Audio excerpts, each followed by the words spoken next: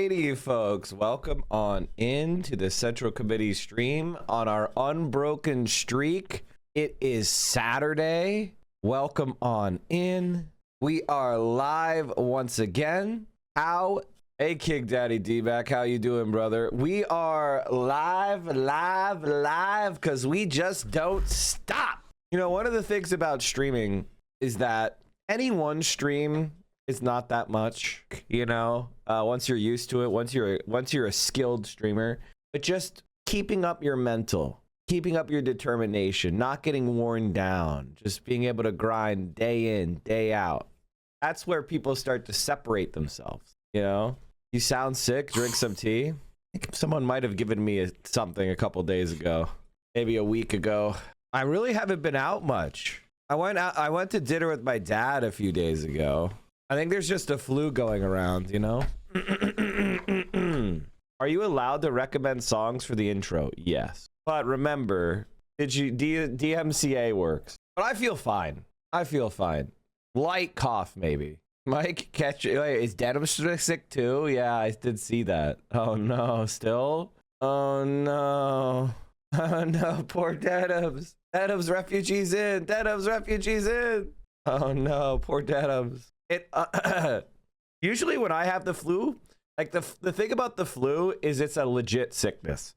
You don't usually get over it in 2 days. It usually takes like 3 or 4 at least. Hey man, Wake said people were already sending messages wanting to come on the show Wilder Side. Did you also reach out? I did not, but I can. Mike, if you ever go to China, you might have to get this good of a Valentine's Day. Girlfriend surprised me for Valentine's Day. Beautiful museum with the most beautiful woman in it. Aww. Aww, chat. James Waite became a Mike from PA chatter, and before you know it, he was living in amazing 21st century Chinese socialism with a Chinese girlfriend. Average, and he grew to be like 6 foot. Average Mike from PA chatter is just one W after another. Will you cover Rubio's speech? Fuck was Rubio? You mean Rubio's speech in the Munich conference? The U.S. Secretary of State has told the Munich... You can tell how much, like, anybody who questions AOC's, like, presidential bona fides, bro, people in Europe were so much more interested in her than literally anyone else. Much more than Gavin Newsom, much more than even Rubio. And I watched her speech, and I feel like I'm not a Duss fan. I'm not a Duss fan. I think Duss kind of is dumb. I think that he's not providing, like, I just don't think the legitimacy for the institutions that they're talking about exist, you know, like, and I don't think Duss's his strategies are very intelligent. That's personally. I shared your advice with Hassan. Oh no. Hassan should stop saying he's a dumbass, and he should stop saying he does agitprop because Americans think this means he's lying. Yeah, I know. Well, it's true. I really do need to stop both of those things. That's not wrong. I agree with that. Americans are very fucking stupid. Let's be real. I probably should also bring up my degrees all the time too, which is fucking annoying and stupid, and I don't like it, but... I'm not saying he should do it all the time. I just don't think he should, like, admit shit. Like, and the reason why I say that is, like, it's very normal to be humble. It's very likable to be humble. If you're like, I'm just dumb, then people will go, oh, he admits he's dumb. He admits he's stupid. And then it's like... It's very cringe. You know what I mean? It's just like the conversation gets to be very annoying. So just, you don't need to run yourself down. Real stupid people don't say they're stupid. Exactly. But you're giving people the, like, rhetorical positioning to attack you. Nobody attacks me or Hassan by talking about our ideas. They don't. When's the last time you heard somebody say, Mike from PA, that guy supports Medicare for all? What an idiot. Everybody knows Medicare for all is a terrible policy. That's not a thing.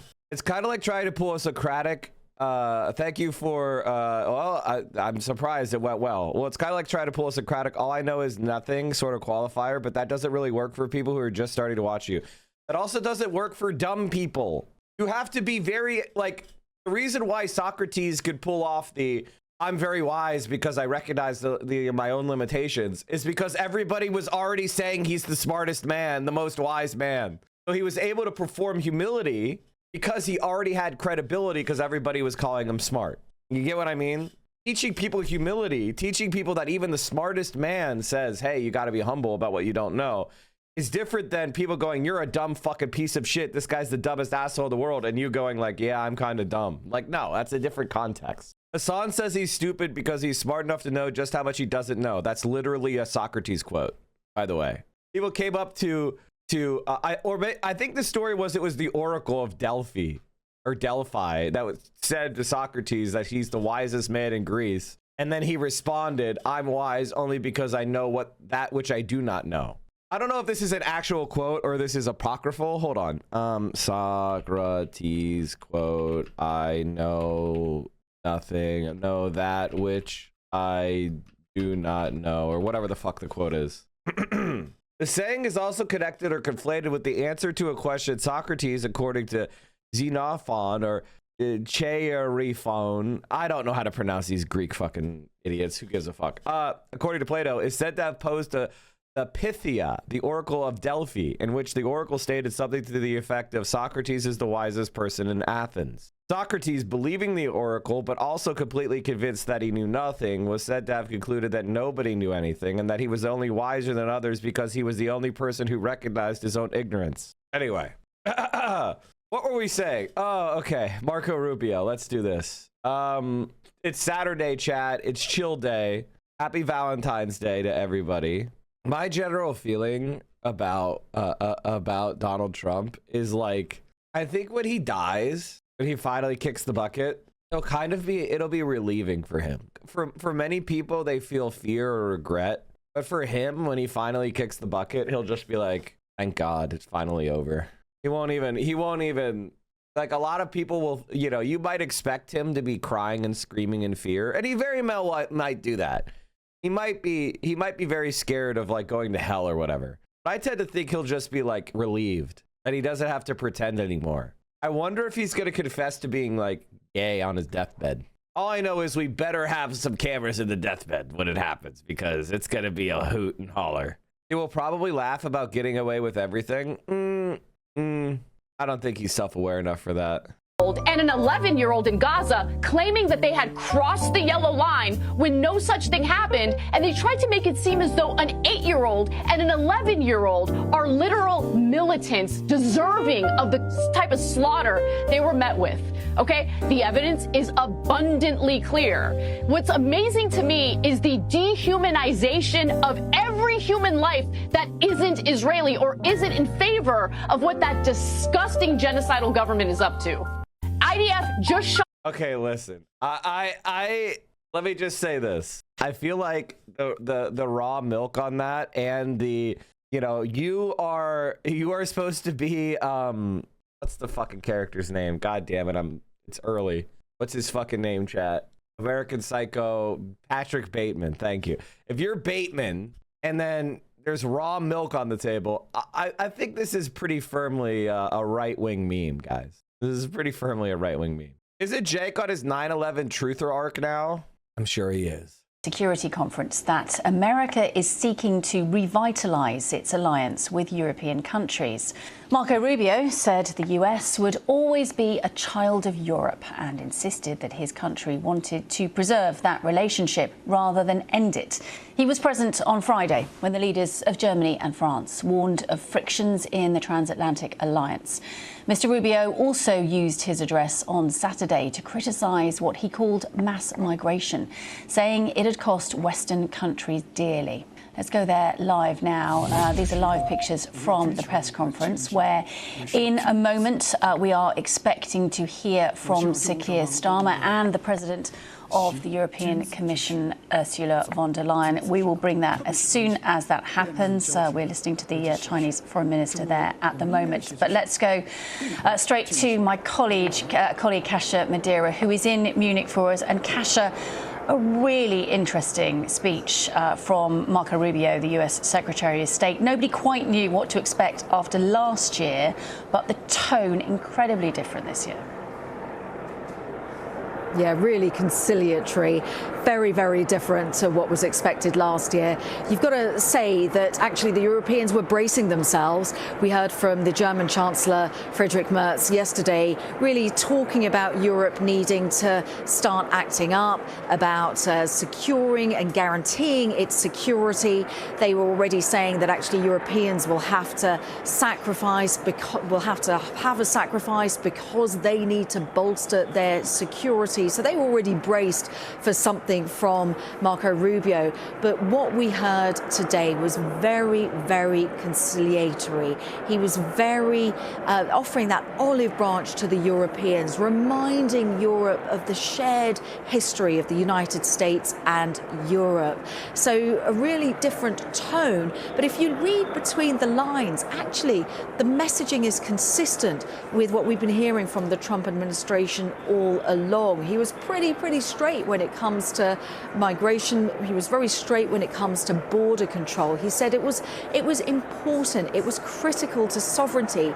He said it wasn't xenophobic, but it was important to the sovereignty of a nation state. And when it comes to the EU, of course, we know that you can travel without borders here once you're within the EU. That's going to jar somewhat with the whole ethos of the European Union.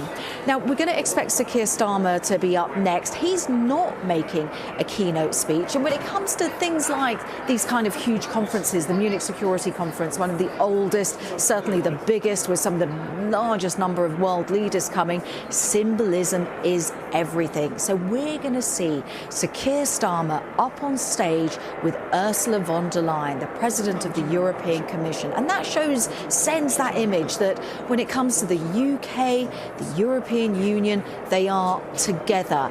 Contrast that with Marco Rubio on his own on the stage. However, like we were saying, this tone of the speech from Marco Rubio, totally different to what we heard from JD Vance last year. Completely different. It was silent in the conference hall last year after the Vice President of the United States gave his speech.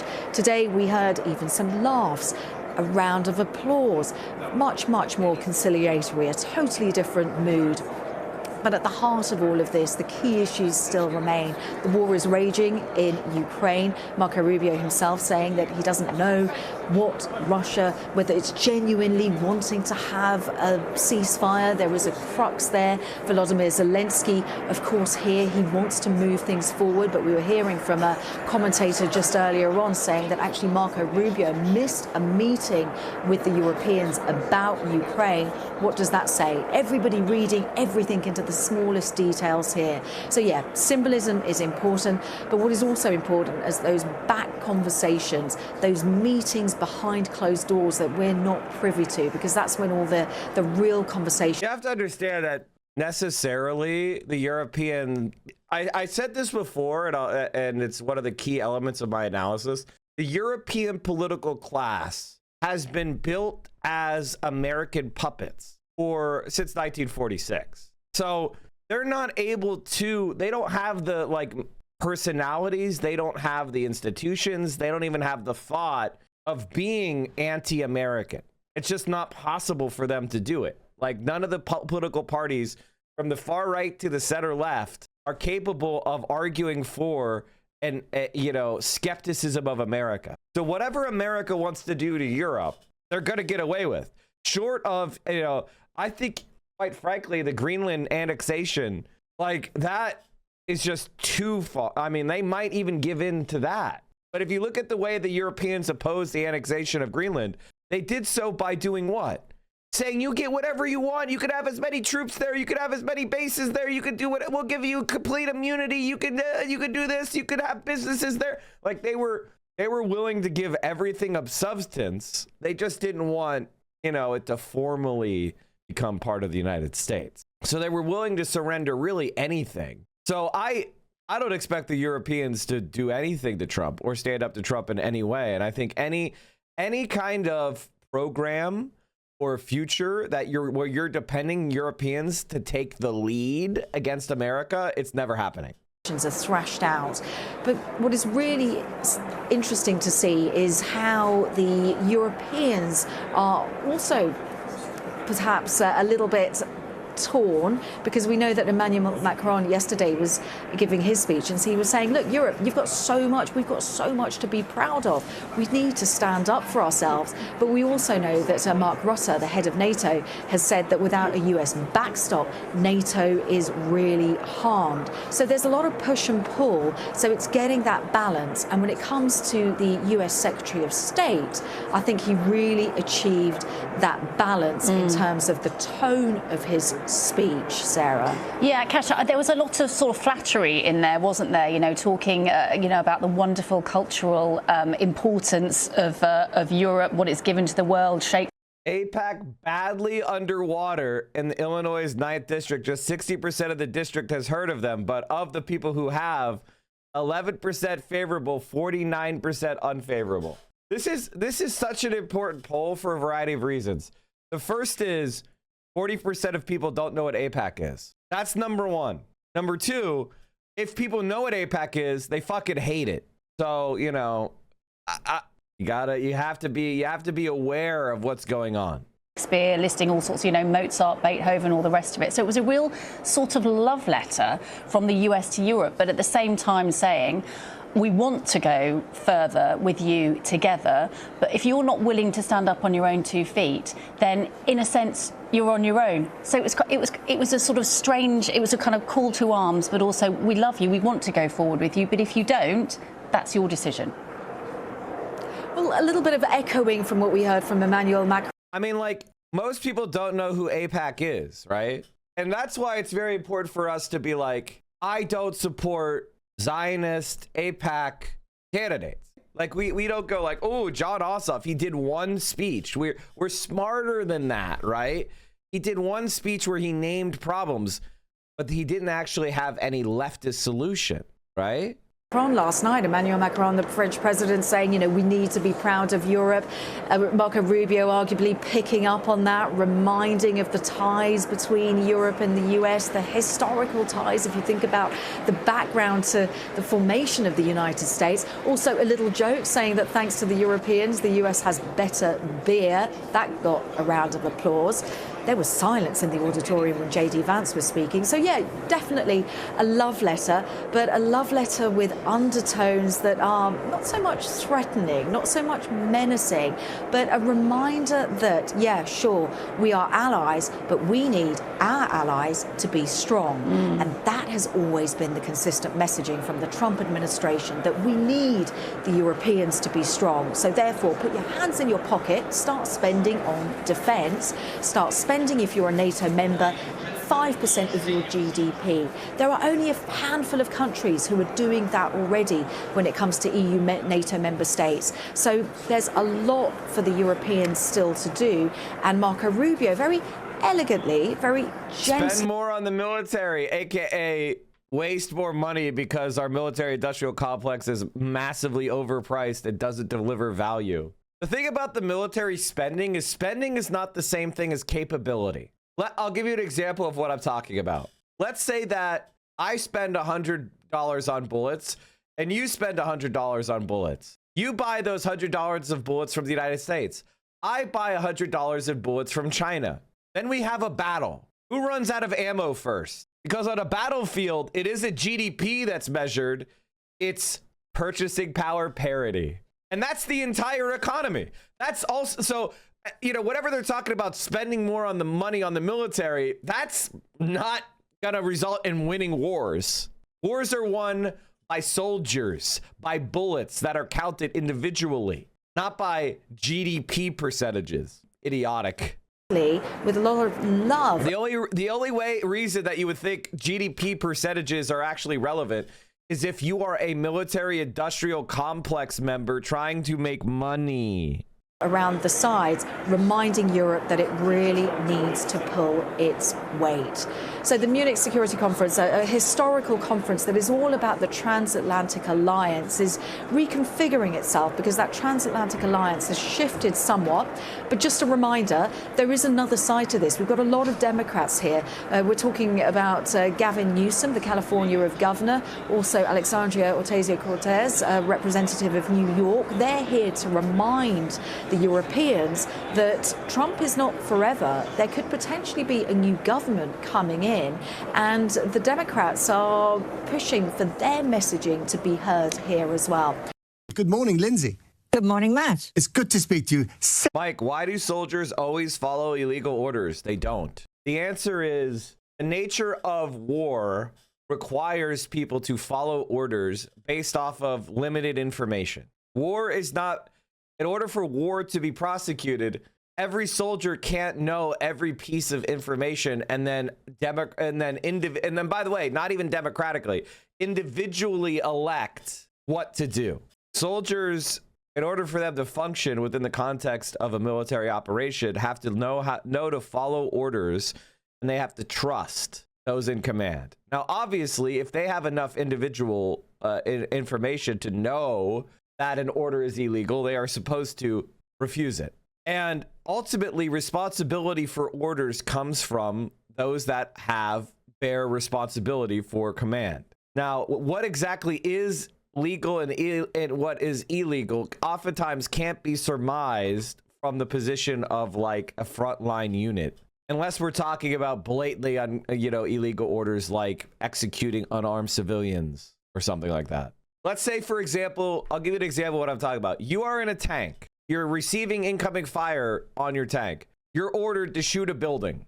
You fire your tank shell at the building. You don't know who's in that building, but you were ordered to shoot that building. Your commander knows that that building does not have any military units in it and it's just refugees hiding, and he ordered you to shoot. He would be the guilty party. You didn't have any reason to suspect that he would order you to do something illegal, that blatantly illegal, right? You didn't know it was full of civilians. You just were ordered to fire on a building. You fired on the building, presuming that the commander would not order you to do an illegal act like that. In that case, he should be. And like, that's basically how it goes usually. And then, you should go up that command authority to punish everybody who was making decisions where they knew something was illegal and they did it anyway. I'd have to be very no shit order, and even they're manipulated away to think they're just aren't any civilian. Well, I mean, that's not really true. I like, it's not, nothing is clean like that. People start figuring shit out, but war in and of itself is very bad and it's criminal. You can't fight a clean war. Every war is a crime. The only question you could ask yourself is the alternative worse? I'm on the committee now. Hell yeah, brother. Set the scene for us, please. Well, this is a place where everybody's kissing each other on the cheek because they've been to so many Munich conferences before. Yesterday, we overheard Christine Lagarde, the head of the European Central Bank, and Theresa May. Oh, how are you? Very well. Are you still in the House of Commons? No, I'm in the House of Lords now. I'm a baroness. This is the kind of chit-chat that you pick up, and you see the great and the good go past. But what that hides is this great fear in Europe, because this is a security conference which has been built in the years gone by on the security alliance between the US and Europe. And that is fractured. And what I think that people were hoping was that Marco Rubio's speech today, the US Secretary of State, would to some extent set that to rights. But, the reaction I've been hearing is that it didn't really.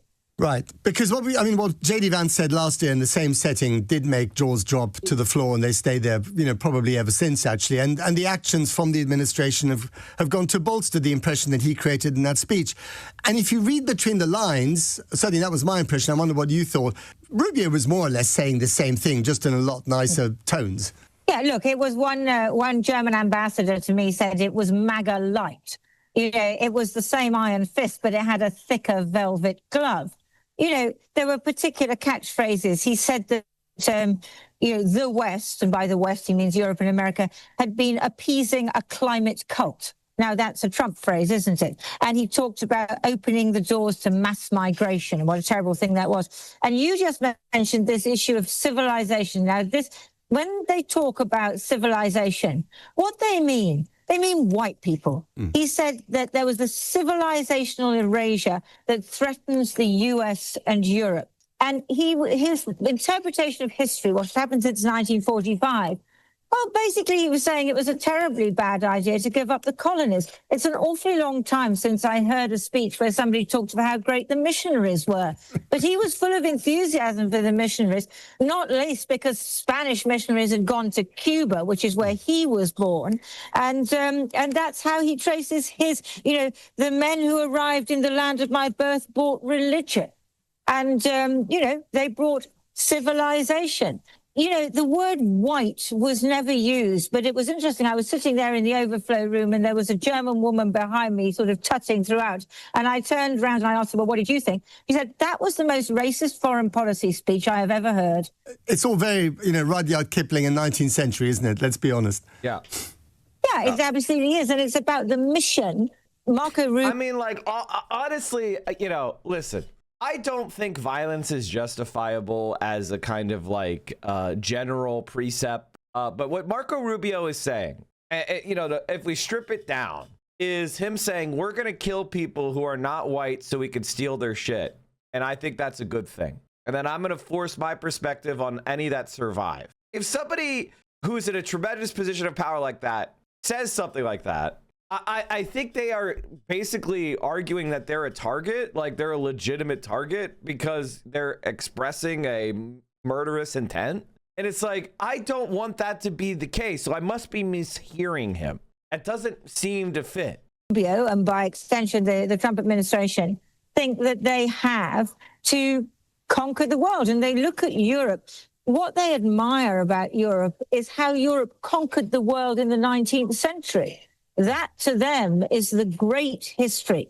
And they talk about culture in that way. But what they don't like is the Europe of today. And I looked around that hall and there were many Europeans, some of them were wearing headscarves. Not all of them are white. They are Europeans. That is our society now. And what the MAGA crowd are saying is that is not okay. And the other thing they're saying is that this is our way of doing things. This is our interpretation of the past. This is our interpretation of the future. And you Europeans either come with us or you're out. There's no discussion.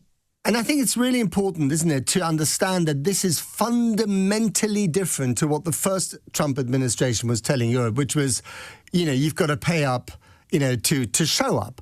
This is really different. This is them essentially telling us, what our values should be, how to run our lives. And are you hearing from the people on the ground a robust response to this challenge? Not really, because the official response, Ursula von der Leyen was saying, this was a very reassuring speech, because Marco Rubio was talking about the alliance and how important Europe was to America, how important it was that we should all act together. And the official response of the conference head was, thank you very much. That was very reassuring speech after such a problem. But that's not what you're hearing in the corridors, because in the corridors, everybody understands that it was not a reassuring speech. It was a speech that says that this is MAGA, this is the way we are doing things, and you take it or leave it. We don't care.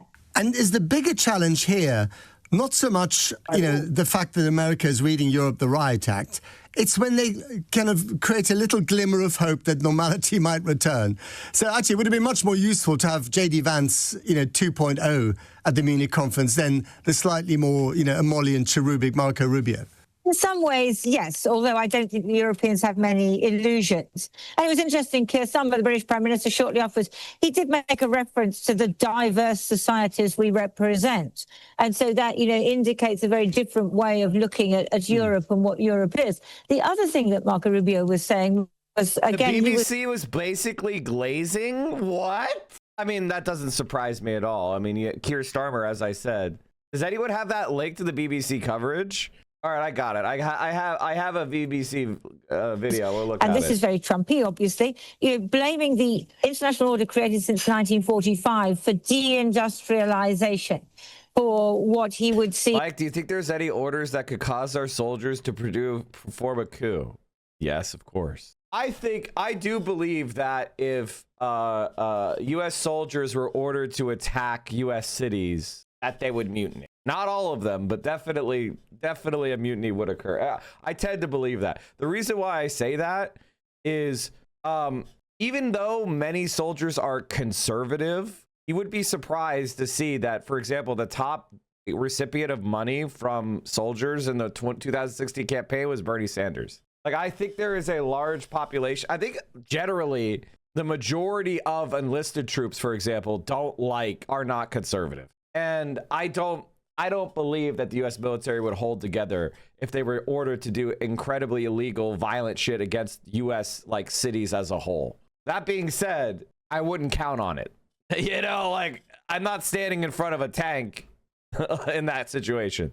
As the decline of the U.S. manufacturing industry and so on. Where, of course, we know that since 1945, that is what created the tremendous power of the U.S. economy. The U.S. economy has been rocket boosted since 1945, and yet their version is completely upside down. That the U.S. economy has been defeated by these terrible forces of diversity and globalization. And other people were going around just scratching their heads saying, this makes no sense. Yeah, and tell that to Google, or to Meta, all these other companies that are based on, that have become great largely because of, immigrants moving to America and that have taken over the world, but not because of 19th century manufacturing, but because of, technology. Absolutely. And I was sitting in amongst a couple of Chinese American business people who were there. Now, they're not going to say anything very much because they have good contacts with the administration and so on. But I did see a little head shaking. Just on the nuclear umbrella. Now, we know that Merz, the German Chancellor, is talking to the French president about extending France's nuclear capability to the Germans. How far has that got? And why is that an attractive proposition for the Germans? Well, it's interesting to note that, when you look at the German budget for defense, it's rapidly increasing, and soon it's going to be double that of France. And of course, France and the UK are the European countries which have always had the largest defense budget. And what that means is that Germany becomes a much more powerful defense country in Europe, which is, of course, everything that, didn't happen after 1945 for obvious reasons. But I don't think that there's any sense of Germany getting any kind of independence. Yeah, the Social Democrats and the Christian Democrats are building up Germany's military just so they can hand it over to the fascists again, literally. In Japan, they elected a fascist, and so they're repealing they're probably going to repeal the constitution that limits their military to be self-defense only. So we are literally reviving the Axis powers from World War II, but this time we're allied with them. That's America's strategy.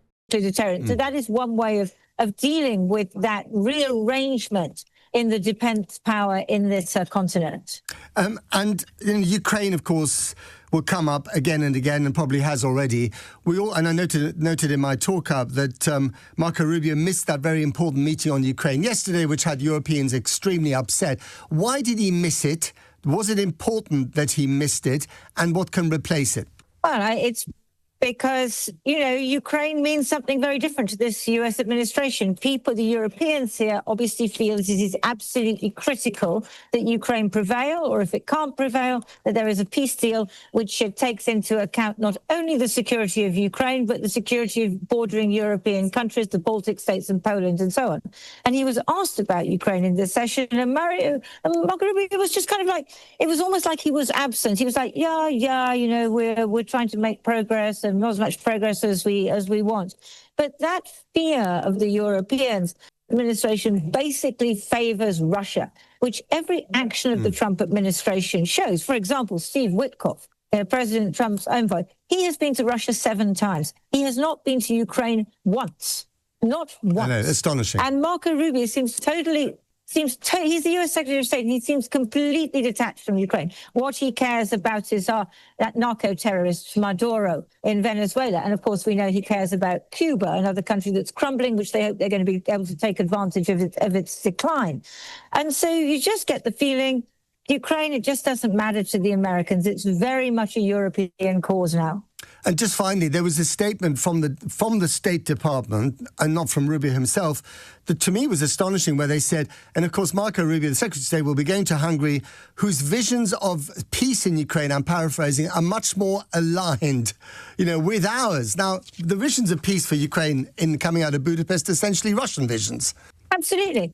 It's the vision that this piece of real estate, and we know who's interested in real estate, Donbass, that should be handed over to Russia, even though Russia has utterly failed to capture all of the Donbass in these years of war. And Mark Rutte, the NATO Secretary General, was saying yesterday, when you look at Russian progress, it's the same progress as that of a garden snail.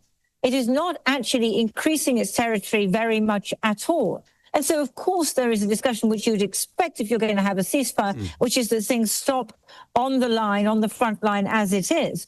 But what the Hungarians, the Russians, and seemingly the Trump administration want is for the Russians to be able to get more territory by doing absolutely nothing at all and just sweeping across, which would absolutely catastrophically weaken Ukraine. I mean, there's no other way to say it than these people are absolutely. The US Secretary of State has told the Munich Security Conference that America is seeking to revitalize its alliance with European countries.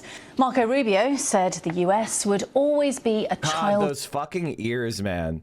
I cannot help but whenever I look at Marco Rubio, I'm always like, what the fuck are those ears, dude? Lily Joe, thank you for the 12 months. Like, what the fuck are these dinner plates, man? Do they make is it ear reduction surgery a thing? Because god damn are those dinner plates. I feel like he can hear me talking right now. Of Europe, and insisted that his country wanted to preserve that relationship rather than end it. He was present on Friday when the leaders of Germany and France warned of frictions in the transatlantic alliance. Mr. Rubio also used his address on Saturday to criticise what he called mass migration, saying it had cost Western countries dearly. Let's go there live now. These are live pictures from the press conference where You're literally an immigrant that came in a mass migration.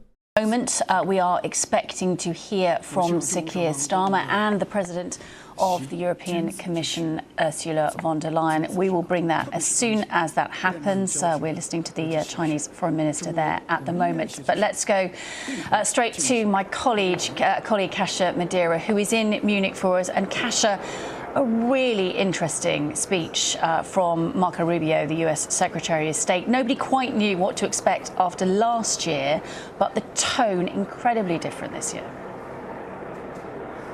Yeah, really conciliatory. Very, very different to what was expected. What? Conciliatory and saying that, man, I really love the way you guys did imperialism. We need to go back to doing imperialism. Last year, you've got to say that actually the Europeans were bracing themselves.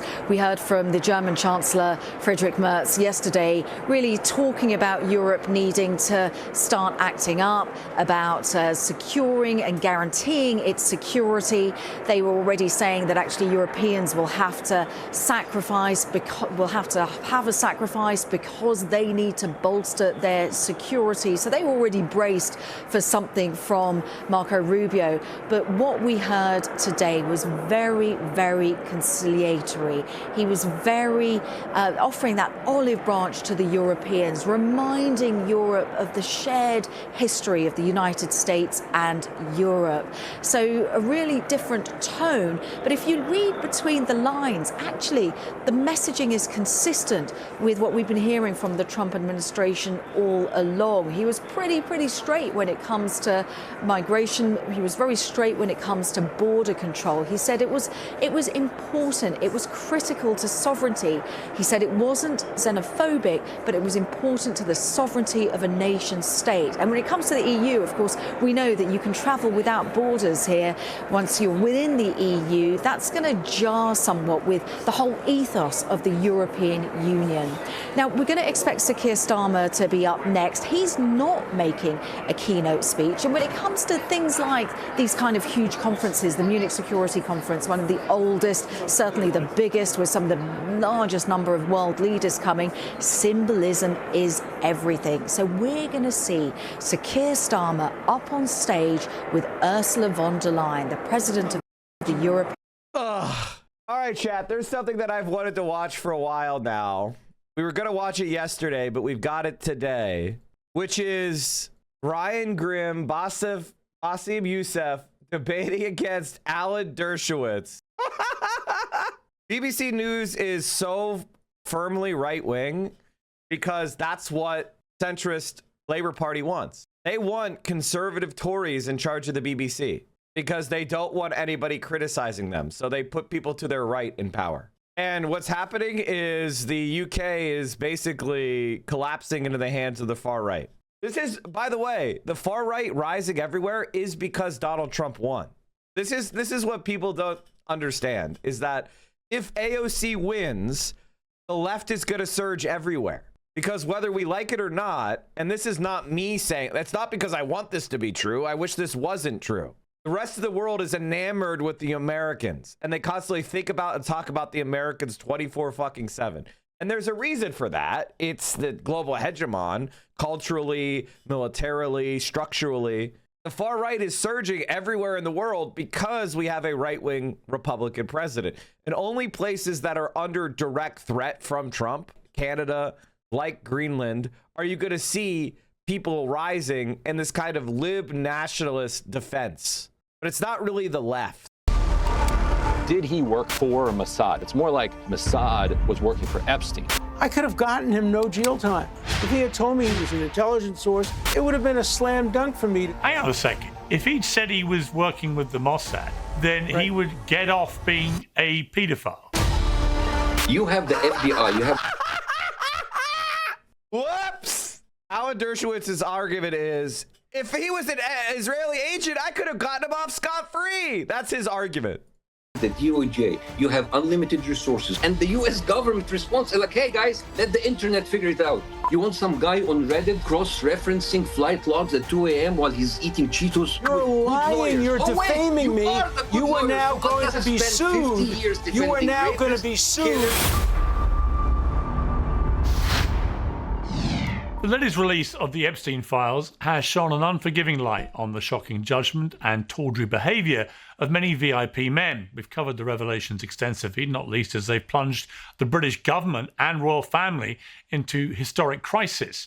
But many regular contributors to this show and many of our viewers say the media is missing or willfully ignoring the big story, that Epstein was an Israeli operation. That's what Cenk Uygur said. Why is the media not touching Jeffrey Epstein's clear connection to Israel, asked Mehdi Hassan. Without question, the theory that Epstein was an intelligence asset makes a lot of sense. He had a vast and mostly unexplained wealth. He kept meticulous and exhaustive records. He obsessively curated VIP friends who he invited to luxury properties wired for surveillance. He got an implausibly generous legal reprieve after the district attorney in Florida was told, quote, Epstein belongs to intelligence. And the files certainly do reveal many ties to Israel. We know that former PM Ehud Barak stayed with Epstein frequently, long after his conviction, and the connection certainly didn't end there. But the current Israeli Prime Minister, Benjamin Netanyahu, says it's a red herring. Epstein's unusual close relationship with Barak doesn't suggest Epstein worked for Israel, he posted. It proves the opposite. So what do the files? In a moment, we'll debate this with Bassem Youssef and Alan Dershowitz. But first, here to help answer that question is Ryan Grimm. He's an investigative journalist and co-founder of Dropsite News. Ryan Grimm, welcome back to Uncensored. There are so many files here, and I have noticed just on an almost daily basis now, there's a lot of stuff in there about Israel, about Ehud Barak, about Epstein, and people are beginning to put all this together and saying that actually what initially was dismissed as a kind of outlandish conspiracy theory may well be closer to the truth, that Epstein may well have been some kind of Israeli agent, but potentially working with Mossad. I can't believe it's now normalized that the U.S. could just attack sovereign countries to steal resources. This is all a bad joke. Bro, the United States of America has been doing that for literally its entire history. We attack countries for fucking bananas, man. You've studied these files in a lot more detail than most. Mm-hmm. What is your assessment of that? It's not a simple question. It doesn't have a simple answer. What I would first tell people is just Google or use a search engine that functions. Drop site news, Epstein, Israel, and you'll find a series of stories that we have published already and that we're consistently adding to. But then you can also ask yourself just some basic questions. All right, how did he get an Austrian fake passport? I mean, a real passport with a fake name in 1982. Like there aren't many regular people that can get, fake passports to help them travel around the world. Important thing to understand. Exactly. Probably Israel forged it. Is that three of the people that he is very closely associated with in the 1980s are Stan Pottinger, who is a attorney who is known to have moved money for the CIA during Iran-Contra, Adnan Khashoggi, who is like the banker during Iran-Contra, he's moving money and weapons, a Saudi figure, and Douglas Lease, a weapons contractor. He was a protege to Douglas Lease. He was a business partner to Stan Pottinger at the time that Stan Pottinger was, heavily involved in Iran-Contra, and he was, he knew and he ran in the same circle as Adnan Khashoggi, and he has a fake passport. So, and then he emerges out of Iran-Contra, with enormous amounts of, wealth and power and connections. So, and then of course there's the Robert Maxwell connection, Ari Ben-Menashe, who I don't know if you've had him on your program. You should, if you haven't. Former Israeli intelligence official. Yeah, sure, but now it's even more in your face. They used it to justify it with helping people. The veneer was so thin. I mean, the veneer is so thin. And here's the thing. Here's what you should notice. The same people that were saying, oh, yeah, we're invading to spread democracy are now completely openly saying, yes, we should steal their oil. All the people that used to lie and say they were doing it for democracy are the same exact people that are now supporting it for the purpose of stealing oil. All you need to learn is to stop listening to what people's bullshit explanations are and look underneath for the material gain. Where are the resources flowing? Cui bono, like learning that materialist analysis is far better than this like moralist floating on the surface, the bobbing with the waves that liberalism leads you to. This is why leftism is better able to understand the world and make predictions. And those predictions end up being accurate because leftism examines the world based on material relationships, societal structures, economic base, and realizing that economic base determines the superstructure, which is everything else that in society that rests upon it. International law was not about human universals. It was about maintaining Western hegemony. Has said that Epstein knew Maxwell. Whether or not he did, that's an open question. Just those can. AOC is the most popular politician nationwide among Democrats. Lower some prominent Democrats. For each one, what is your overall view? AOC, 85% favorable, 7% unfavorable, 8% not sure. Kamala Harris, 81-17. Gavin Newsom, 79-13-9. Pete Buttigieg, 78-10-12. Joe Biden, 72-26-2. Gretchen Whitmer, 62%, 7-31. AOC is it. AOC is it. That's just reality. I think the main problem that AOC has is she just needs to stop trying to be conciliatory. She needs to start fighting like she was in 2018. Be loud and proud. She has this very bad tendency of doing this kind of waffling style that and to me is damaging. When she's out there yelling about everyone, yelling about the status quo sucking, then she's performing well. Connections alone. And then for Netanyahu to say, well, okay, he was very close with Ehud Barak, therefore he had nothing to do with Israeli intelligence is absurd. Ehud Barak, played a central role, however you want to define it, in Iran-Contra. He was an Israeli intelligence official, throughout the 1980s. He becomes prime minister, becomes minister of defense. Another, top Israeli spy who is a protege of Ehud Barak, Yoni Koren, stayed for like weeks at a time at Epstein's apartment in Manhattan. So I think the public hears all of this information and it's like, okay, I kind of think we get it. What is confusing is that, did he work for Mossad? That part is confusing, because if you think of Mossad as or any spy service as a spy service, like, what is it in service of? These spy services are in service of extraordinarily powerful multinational global networks of individual figures. And so it's not as if, is Mossad or something like that, that he was working for them. It's more like that Mossad was working for Epstein. Now that's putting it quite too simply. If you understand, the way that power works at, the top global levels, they are able to direct the services of these different, agencies, rather than him like filling out a W-9 and sending it into Mossad. Yeah, I mean, there's so much to unpack there. I mean, I'm just looking at some of the references we've identified that have come from the latest dump of files. In 2018, Epstein asked Ehud Barak in an email to make clear, I don't work for Mossad, which in itself is quite an intriguing instruction to a former Israeli prime minister. My I don't work for Mossad T-shirt is raising all these questions. Yeah. Right. Yeah. I mean, it's like, why are you saying that? In 2017, Epstein asked Barak if someone had asked him to help obtain former Mossad agents to do dirty investigations and so on. There are lots of these kind of quite cryptic messages going on. I guess the obvious, response I would have is, why wouldn't he be? I mean, he was perfect territory, I would have thought, for an organization like Mossad to want to recruit, given how far his tentacles spread around the globe, around rich, powerful, famous people. In the same way that when people have suggested that there's a lot of references to Russia and Putin and so on in there as well, that wouldn't surprise me either. He was clearly recording people for some form of compromat. Maybe it was self-protective, or maybe he was doing this for large sums of money on behalf of foreign states. I mean, I've reached the point with the Epstein scandal where I'm pretty much prepared to entertain any conspiracy theory until I see concrete evidence it's not true. It would be, you're right, it would be malpractice on the part of Israel or any spy agency at this point not to have attempted to recruit somebody like him who had the access, obviously utterly amoral or immoral in character. This is and knows how to move money around, knows how to do money laundering, knows how to do weapons trafficking, knows how to traffic in commodities.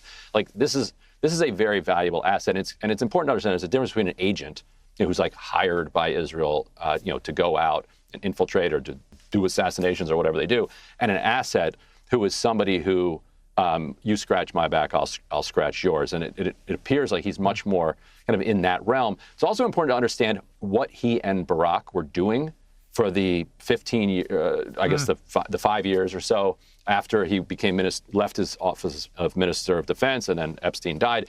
They were, central to the kind of expansion of the Israeli kind of cyber weapons program. Itself is very connected to the Israeli state itself, and has helped shape what web surveillance, cyber surveillance looks like around the world now, because all of these multinational major corporations you've heard of are just scooping up all of these Israeli startups that are themselves filled with people who came out of Unit 8200. And Barak is one of the key players in the growth of that industry, and Epstein was with him every single step of the way. Yeah, and there are direct references in the files. There's a confidential informant to the FBI that Epstein was employed by Mossad. An FBI report from the Los Angeles field office in October 2020 said the Bureau's source had become convinced Epstein was a co-opted Mossad agent.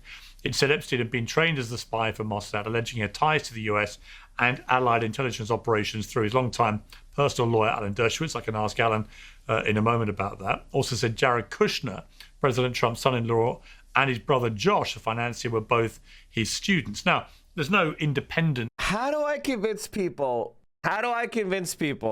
to be normal toward AOC?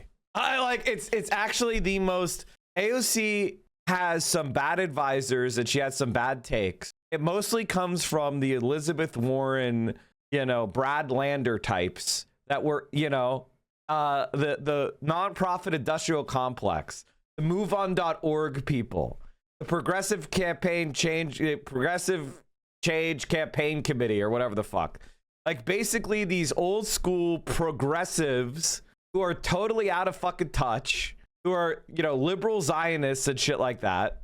Zoran's listening to them too. Brad Lander is a perfect example of that, of the type of person I'm talking about. They have no fucking riz. They have no motion. And, you know, it's like Ro Khanna is the same type of guy. It's like these people are just, they don't have it. And what worries me, and I'm worried about Zoran too, because Zoran is allying with these type of people. And it's just like, bro, these are the people that will kill your fucking admin. Libs rule. Why is everything blocked? Not everything's not blocked. Just you are. It's the mindset that matters. Career mindset versus movement mindset. Oh, that is such a good point. They're careerists. Oh, wait a minute. Another Hassan hater exposed as a pedo? What the fuck?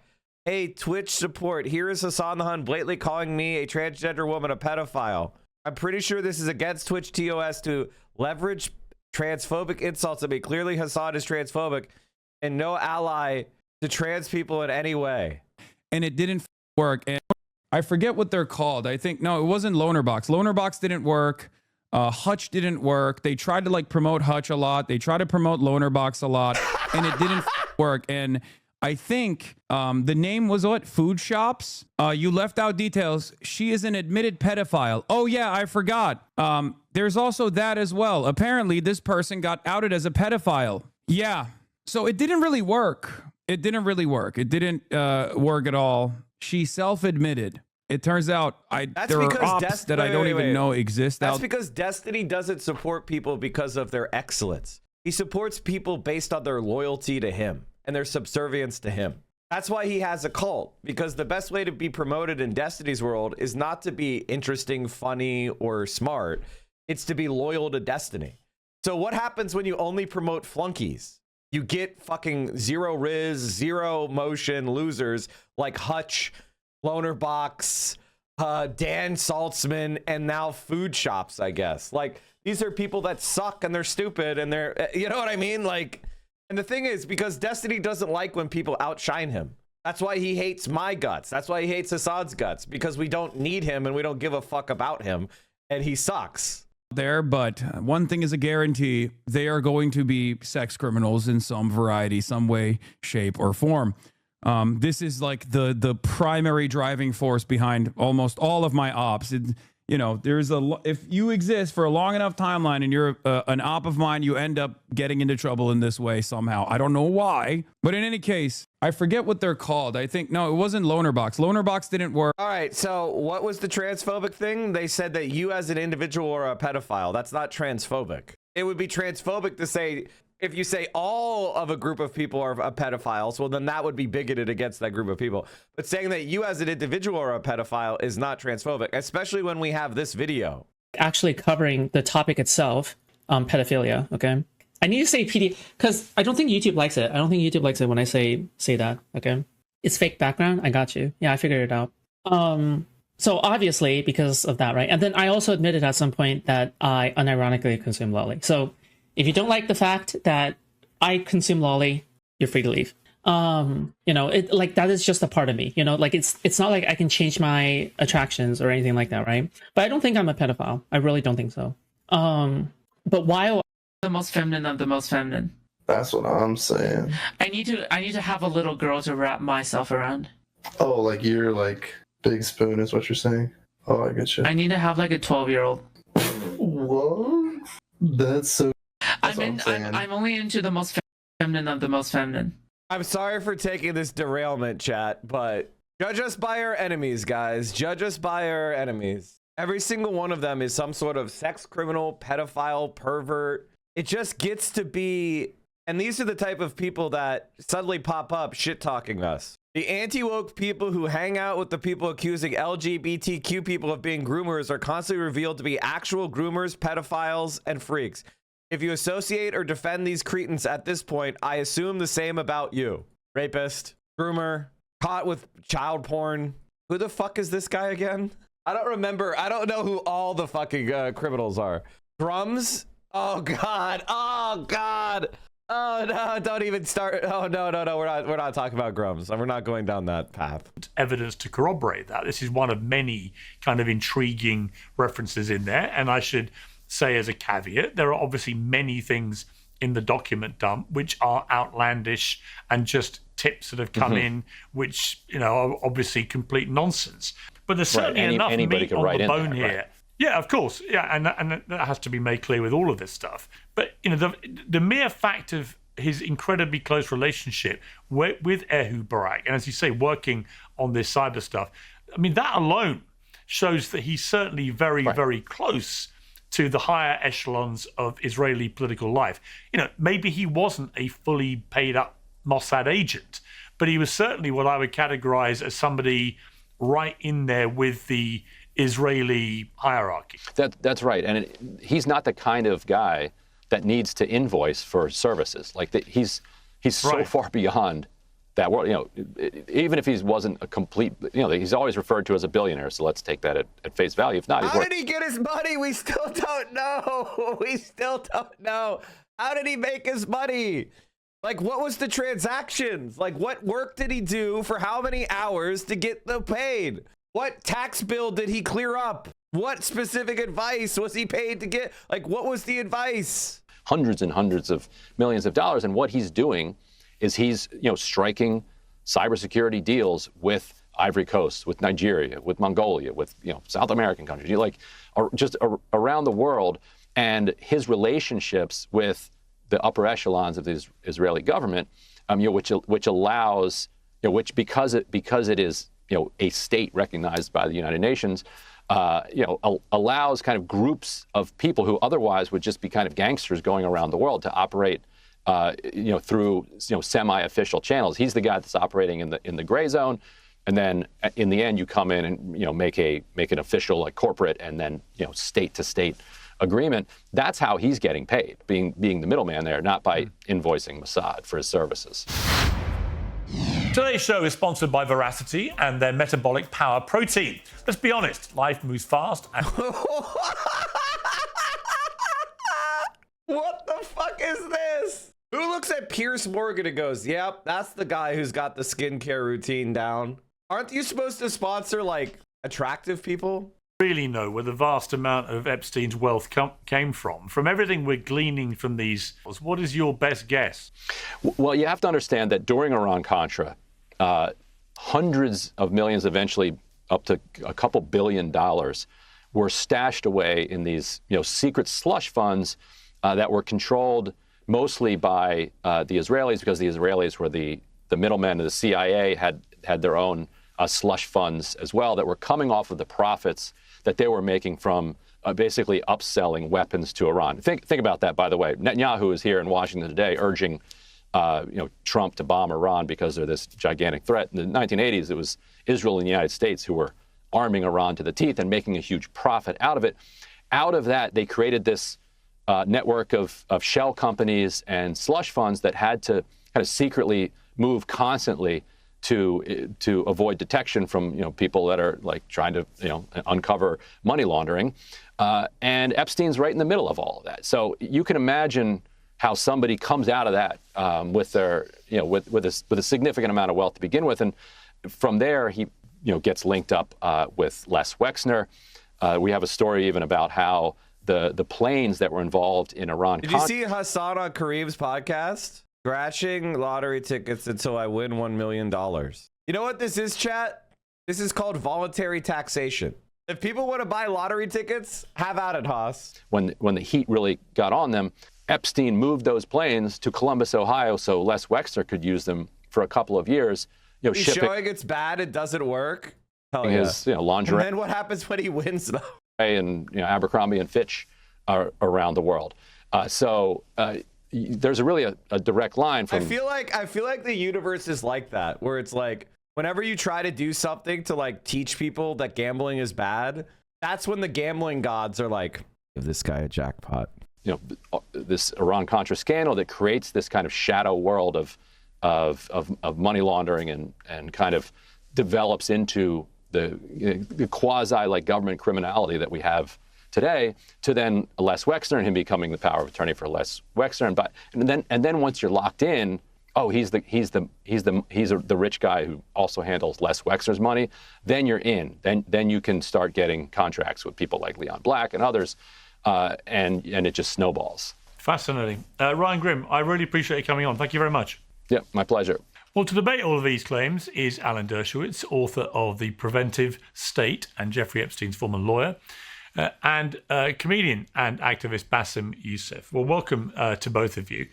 Alan Dershowitz, I know you said emphatically you do not believe Jeffrey Epstein was a spy, but as more and more stuff appears in these document dumps from the apparently files, it's Bassem there is more versus... and more stuff linking him to Israel, to Ehud Barak, to all sorts of stuff. Are you still as certain? More so. Look at the chronology. As far as I know, he doesn't meet Ehud Barak until after he pleads guilty.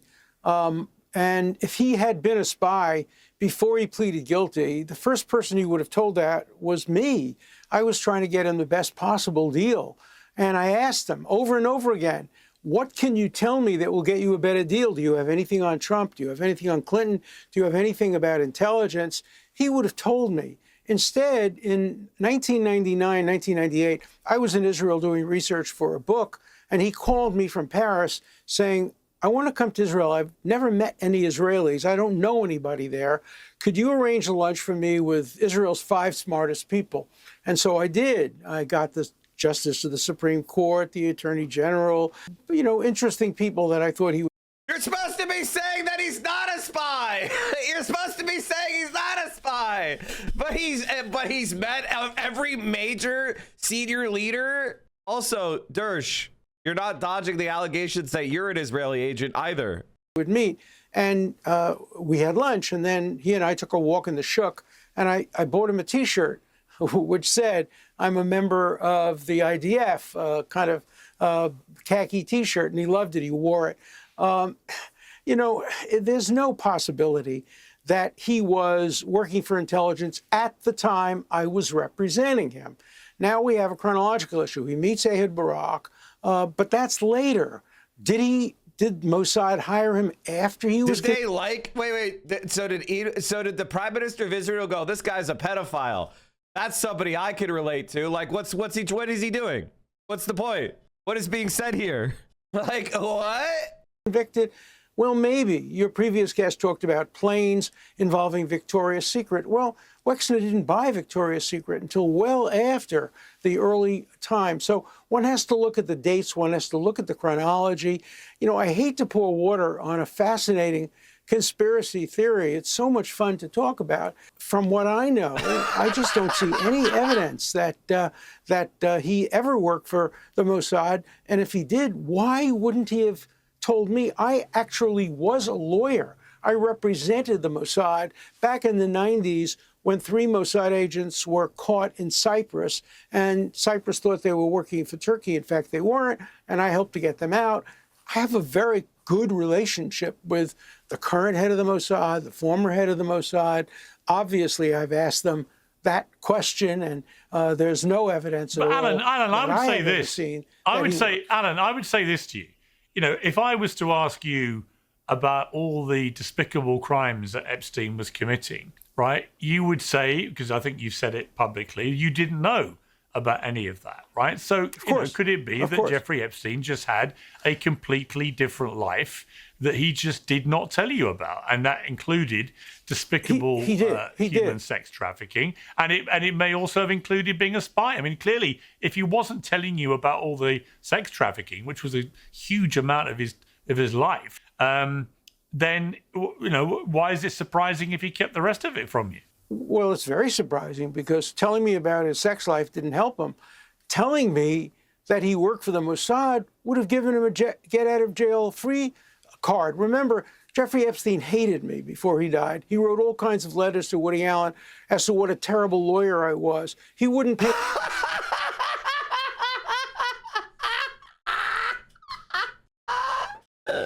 God, Alan Dershowitz truly is one of the scummiest pieces of shit of all time.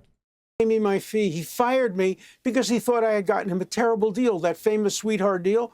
He ended up 18 months in prison. He was outraged. He didn't want to spend a minute in prison.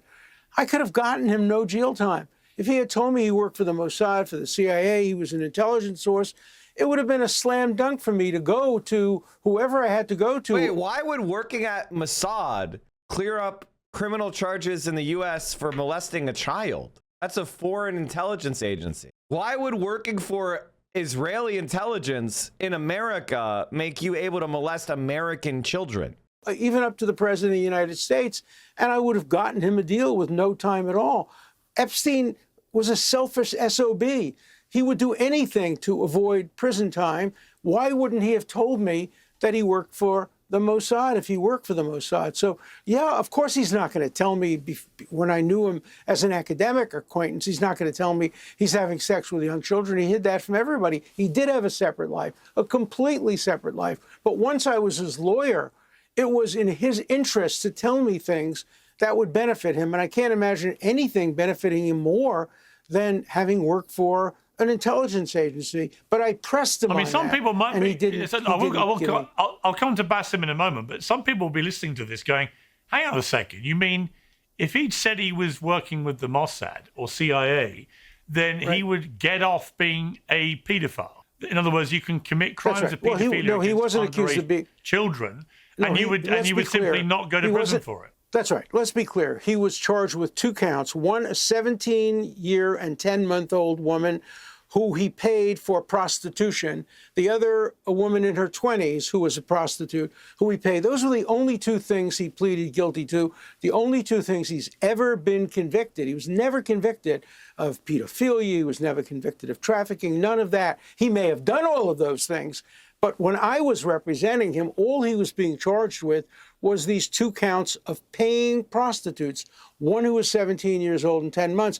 I could have gotten him no jail time for that if he had been a member of the Mossad. Any good lawyer could have parlayed his membership and his contribution to intelligence into a deal. Or, for example, if he had anything on Donald Trump or anything on Bill Clinton, of course any prosecutor would exchange this nobody who... We call that the Destiny Abibophile defense. That's the Destiny Abibophile defense, because as you guys know, they were pretty close to legal is a legitimate defense to be made, right?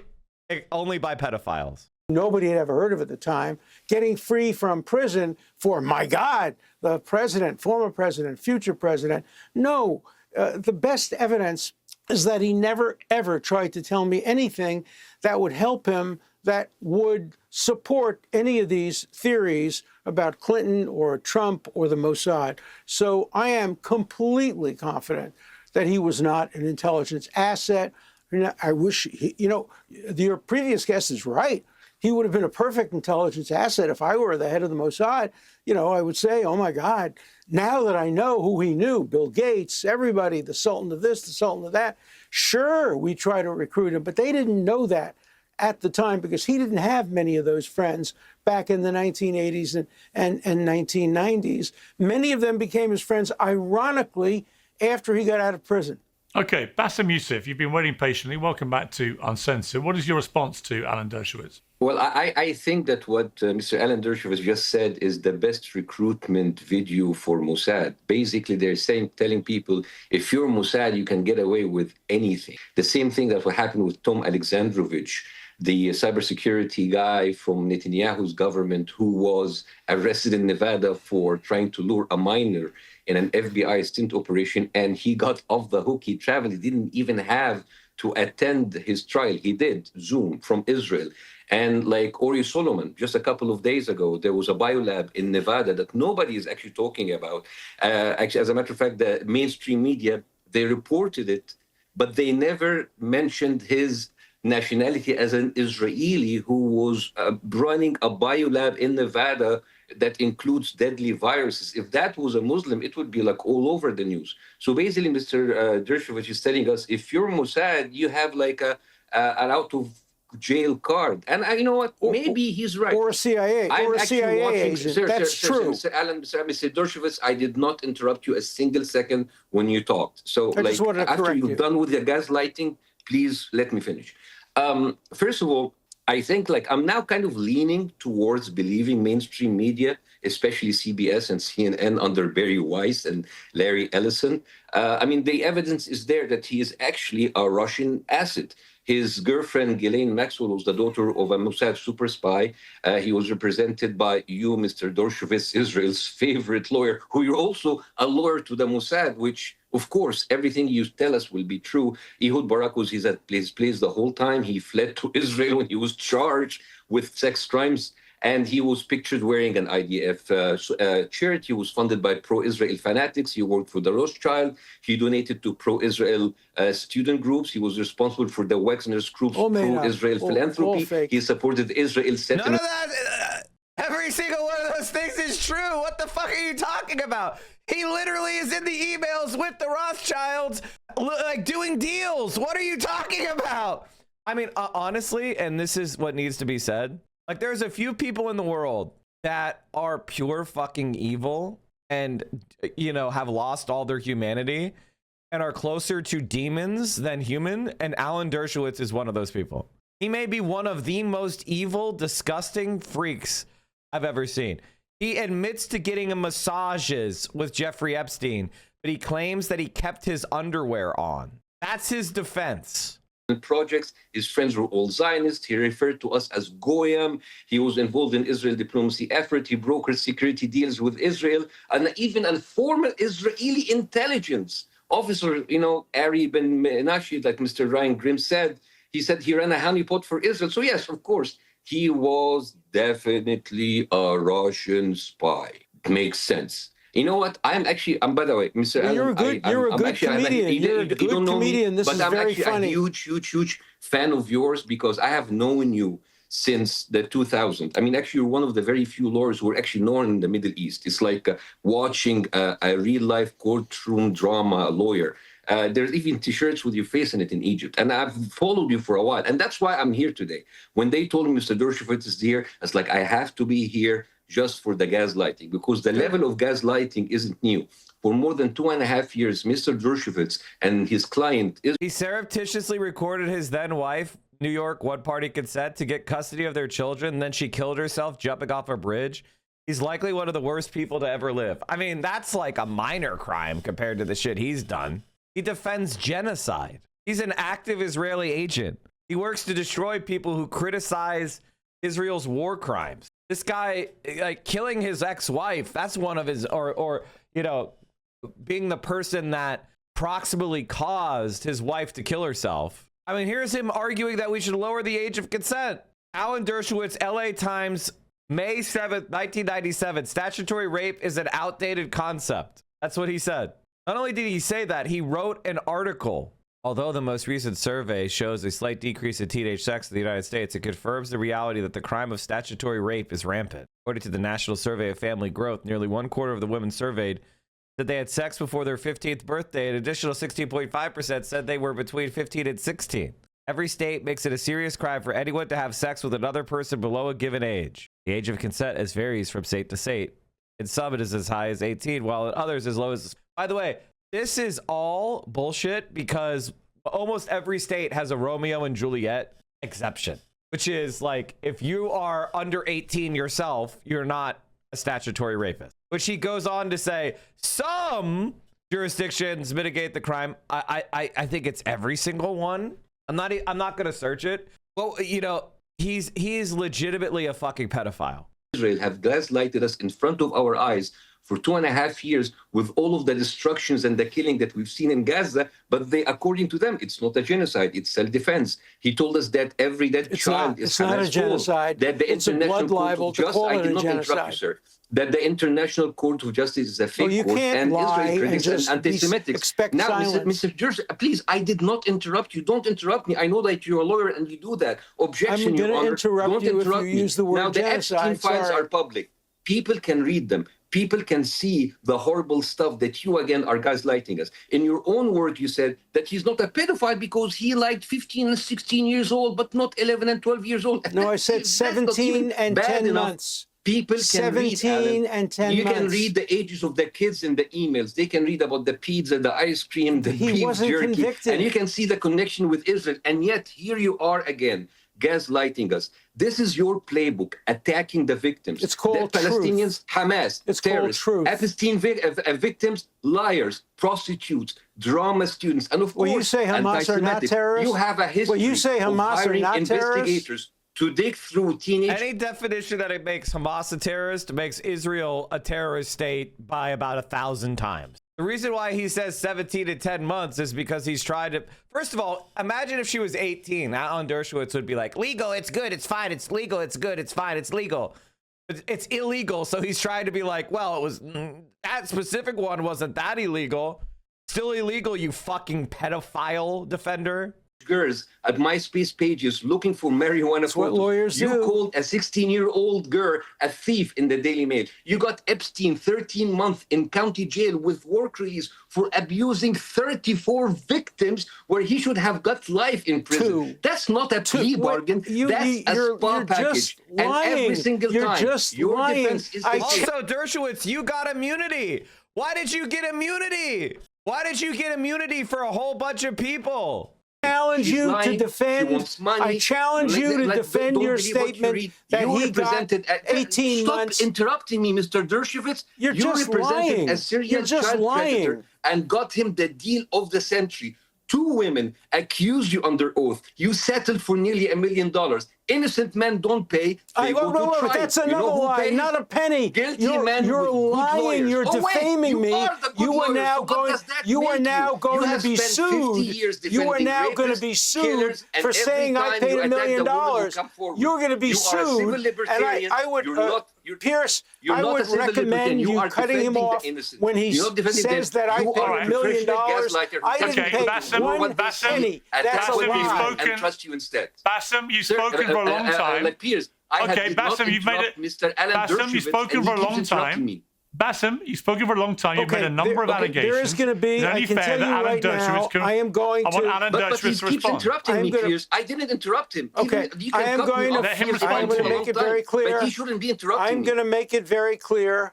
I'm going to make it very clear. I'm filing a lawsuit immediately. I'm instructing my lawyers to file a lawsuit against him for saying I paid $1 million. What happened is a woman falsely accused me. She admitted she may have mistaken me and confused me for somebody else. She dropped all of her charges. Not a single penny was paid, nothing. And it's all in the agreement, all a matter Not of court according to the record. New Yorker, You sir. saying that Not I according paid $1 to the New million Yorker, is going to 2019. result in I am you just having to copying what pay the New Yorker me said. You go many through the New millions Yorker. of dollars. What'd you say? This is from the New Yorker. The sir, New in Yorker never said 2019. anything like that. You know, you're such a liar. You know, I thought you were a comedian. I thought at least you'd be funny. You're just a liar. You're just somebody who is prepared to make any kind of anti-Semitic, anti-Israel statement. Oh, and anti-Semitic. you're willing Please to stop lie with that, about it. Mr. Now, I Dershowitz. want you to Stop with justify that. the million. Please, you I have want to you stop to with that. justify Nobody that I believes paid $1 million. anti-Semitism anymore. I want Nobody you to believes these justify accusations, that. sir. Will you justify it? Will you justify that I paid $1 million? Where did you get that piece of nonsense? Where did you make The New that Yorker, up? sir. You said Hamas is not a terrorist The New Yorker. organization? If you want to sue someone, You sue show the me the New Yorker and I'll pay you $1 million. You're a liar.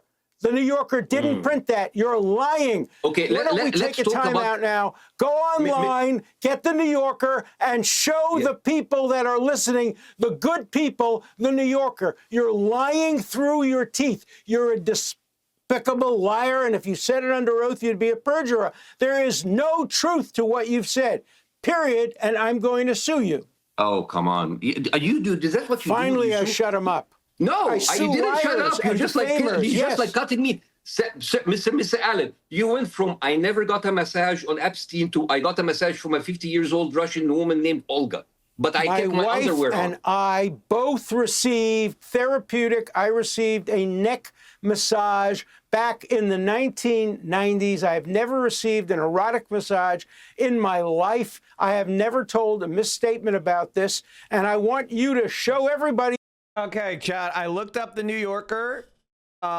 This is a 2019 article called Alan Dershowitz, Devil's Advocate. I scrolled down here. Hold on. Did I scroll past it?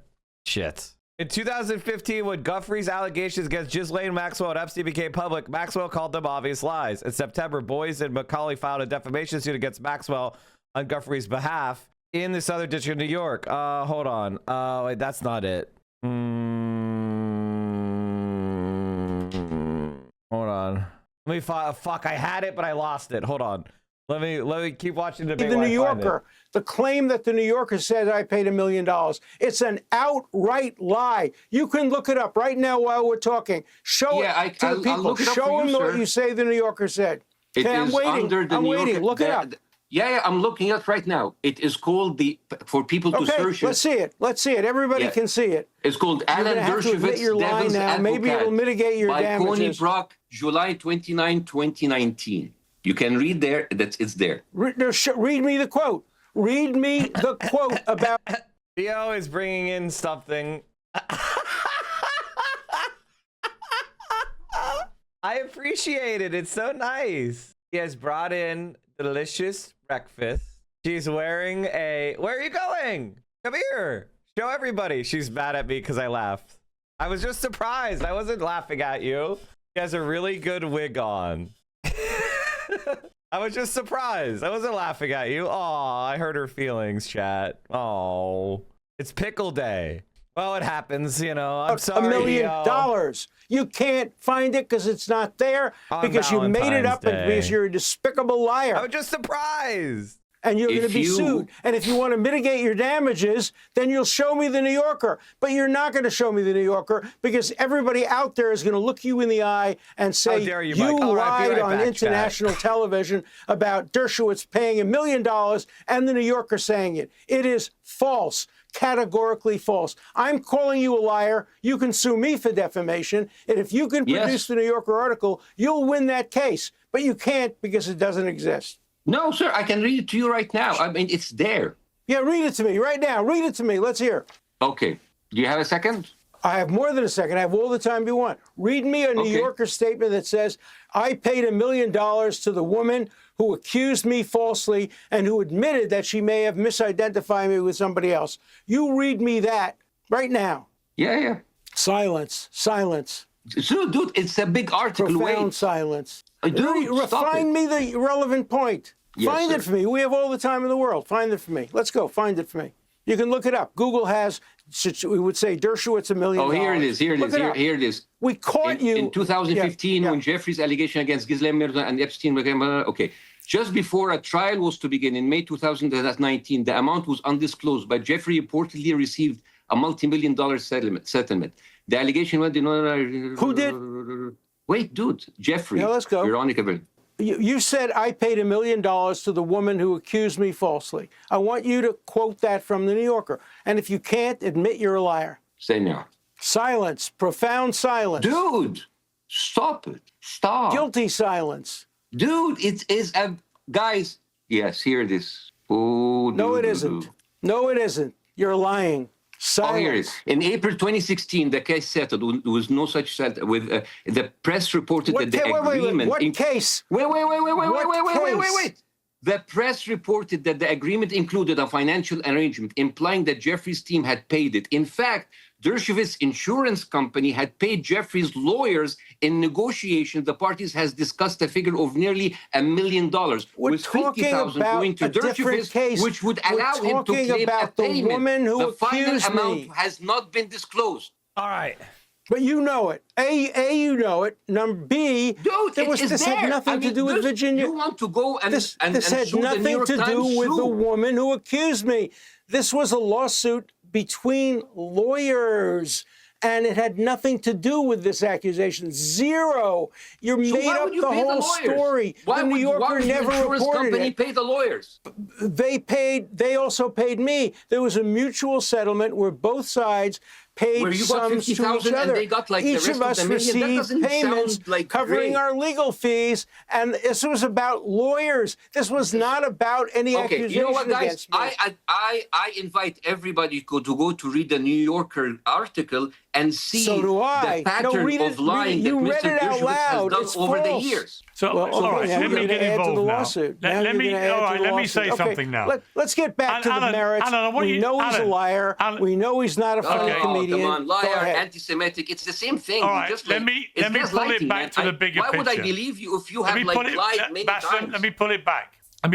Alan, I wanted to just talk to you about something you said earlier, because there's been a bit of confusion about this, I think, in the public domain. You said in the end that the settlement that Epstein pertained to a 21-year-old and a 17-year-old. But many of the contemporaneous reports about this settlement refer to a 14-year-old girl who Epstein had paid for a massage. That was not at his part of the mansion. case. So can that you was explain? not part of the case. In April 2016, the case settled with no such statement. The press reported that the agreement included a financial arrangement implying that Guthrie's team had paid. In fact, Dershowitz's insurance company had paid Guthrie's lawyers. In negotiations, the parties had discussed a figure of nearly $1 million, with $50,000 which would allow him to claim payment. The final amount has not been disclosed. So basically what happened is Alan Dershowitz got his insurance company to pay $1 million, and he took $50K so that he could claim that he got paid. But in reality, he was paying $950,000 to the victim. But that precipitated the investigation, right? Let me tell you what happened. A 14-year-old girl was heard over the phone talking to another friend about whether or not she could get a massage from an older man. That precipitated the investigation. But the investigation culminated not in any kind of an indictment regarding that 14-year-old. There was no evidence of it. And so in the end, the 14-year-old claim disappeared. The only evidence that they were able to prove to get a grand jury indictment was a 17-year-old and 10-month person and a woman in her 20s, an adult who has agency. Both of them in the indictment were called prostitutes. And he was indicted for paying money to soliciting two prostitutes, one of whom was 17 years old and 10 months. So in other words, Alan Dershowitz is trying to say that paying underage girls for sex, and he's trying to call, by the way, he's calling them whores. He's saying they're whores. Who cares? He paid, but in reality, this was underage girls being trafficked. Honestly, and I think everybody of good nature would recognize that what Alan Dershowitz is doing here is criminal. And listen, there is no world that we live in where somebody like Alan Dershowitz should be considered respectable. 14-year-old was right. So the 17-year-old, but to be clear, legally, okay. But Alan, to be clear, the 17-year-old was a legal minor. Of course, and that's why he pleaded guilty to it and went to jail for it. He deserved to go to jail. And do you for believe? 17 and 10 Do you month old. believe? Yeah. So I interviewed one of the legal team on behalf of some of these girls involved in that case, who said that he was offended about the characterization of any minor as a prostitute. Well, then he should complain to the prosecution. It's what the prosecution put in the indictment. We didn't write the indictment. The prosecution put it in the indictment. They did an investigation. They found out that these were young women who were coming for pay, were being paid money to give massages. They defined that. So according to the New Yorker article, which is still up, so if Alan Dershowitz has a problem with it, I don't know why he hasn't sued the New Yorker. In cases of sexual abuse, one important legal standard is contemporaneous outcry, in which victims disclose attacks to people they trust soon after the event.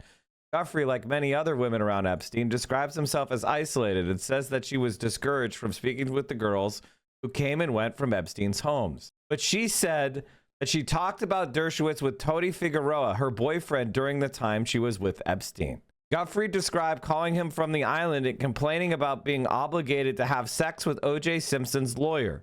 In January 2016, two attorneys working with Dershowitz tracked Figueroa down to secure an affidavit that would preempt any such testimony. Virginia only once mentioned Alan Dershowitz, it read. I remember she described Mr. Dershowitz as O.J. Simpson's lawyer. She did not say she ever had any physical contact with him. Figueroa, who has been arrested several times on minor drug charges, signed the document. Dershowitz also gathered evidence for phone calls with Rebecca Boyland, a girlhood friend of Jeffries. In a transcript that he introduced during a deposition, he informed Boyland that he's turning on a tape recorder and asked her to please repeat what you told me previously. Boyland says that Guthrie was pursuing Dershowitz only under pressure from lawyers, and that I've never heard her mention you as when we were kids. Dershowitz says, I'm now turning off the tape recorder. Thank you so much. Guthrie said that Boyland agreed to the call after they had a falling out. Dershowitz said that Boyland contacted him unprompted because she was horrified by what was happening to me. Boyland did not respond to the request for comment. He is such a disgusting fucking rat. Dershowitz told me he wanted the case to go to trial, but in December of 2015, he emailed Boyes to discuss the settlement on the condition that Guthrie acknowledged that her accusation could have been a mistake. He wrote, we should be aiming at short, simple statements such as the events at issue occurred approximately 15 years ago when I was a teenager. Although I believe then and continue to believe that AD was the person with whom I had sex, recent developments raised the possibility that this may be a case of mistaken identification. In April 2016, the case settled with no such statement. The press reported that the agreement included a financial arrangement implying that Guthrie's team had paid. In fact, Dershowitz's insurance company had paid Guthrie's lawyers. In negotiations, the parties had discussed a figure of nearly $1 million, with $50,000 going to Dershowitz, which would allow him to claim a payment. The final amount has not been disclosed. Dershowitz also got a valuable concession. Edwards and Cassell agreed to release a statement saying that it was a mistake to have filed a sexual misconduct accusations against Dershowitz. As the statement circulated in news reports, Edwards and Cassell rushed to clarify that they had committed a tactical mistake. They had attached Guthrie's filings to a case centered on Epstein, not on Dershowitz. Because the filings were not directly relevant, the judge had them struck from the record. Dershowitz, in interviews, ignored this interpretation and said that he hoped Guthrie would be investigated for perjury. The previous 15 months, he said, had been like being waterboarded. I mean, it's pretty simple. None of the victims recanted their claims. He paid them almost $1 million. Every word that Yosef is saying is true. The New Yorker article is still up. It's from 2019. What more can you say? That is prostitution. It wasn't us who did that. That was the prosecutors who did that. So that's all. But when you say he wasn't convicted, okay. But when you say he wasn't convicted as a paedophile, he was though. If you do a deal that involves a minor, look, you can quibble over words, but medical definition. Oh my God! His entire life is quibbling over words and trying to misapprehend people and trick them. This is the destiny defense. Well, no, it's a legal definition, isn't it? He pleaded. No, that's not. He said the medical definition of pedophile. He's doing the destiny defense. Not the legal definition. The legal definition is underage. The word pedophile is never used legally for anybody who's 17 and 10 months. But we're quibbling. He pleaded guilty to 17 and 10 months. He was guilty of that. It's a despicable, terrible thing. By the way, he keeps bringing up 17 and 10 months because he's trying to be like, listen, that guy didn't even really do anything. 17 and 10 months, that's basically an adult. What do you guys mean? Absolute pedophile. By the way, this is just the one he pled guilty to because he got a sweetheart deal that removed all the legal liability from all the people who helped him molest much younger girls. They all got immunity in exchange for him pleading guilty on the 17-year-old. So he pled guilty to abusing the oldest one, and then it settled all the other cases. And so now Dershowitz can say, see, he only did a 17 and 10-month-old because he got a sweetheart deal that granted immunity to a whole bunch of other people for all these other crimes they did. He may have had sex with even younger people, but he was never convicted of that. He was never charged with that. He probably would because of your lawyering, you fucking scum, and the fact that all of you people got immunity.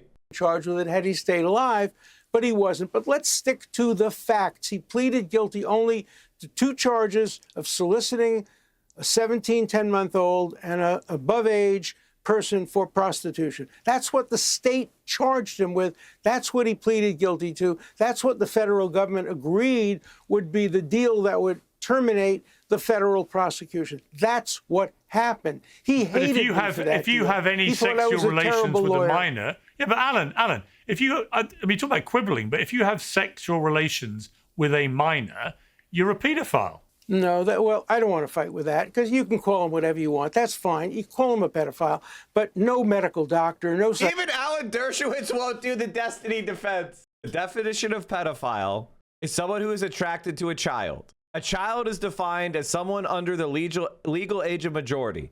The legal age of majority is 18. If you are sexually fixated on people under the age of 18, you are sexually fixated on children, you are a pedophile.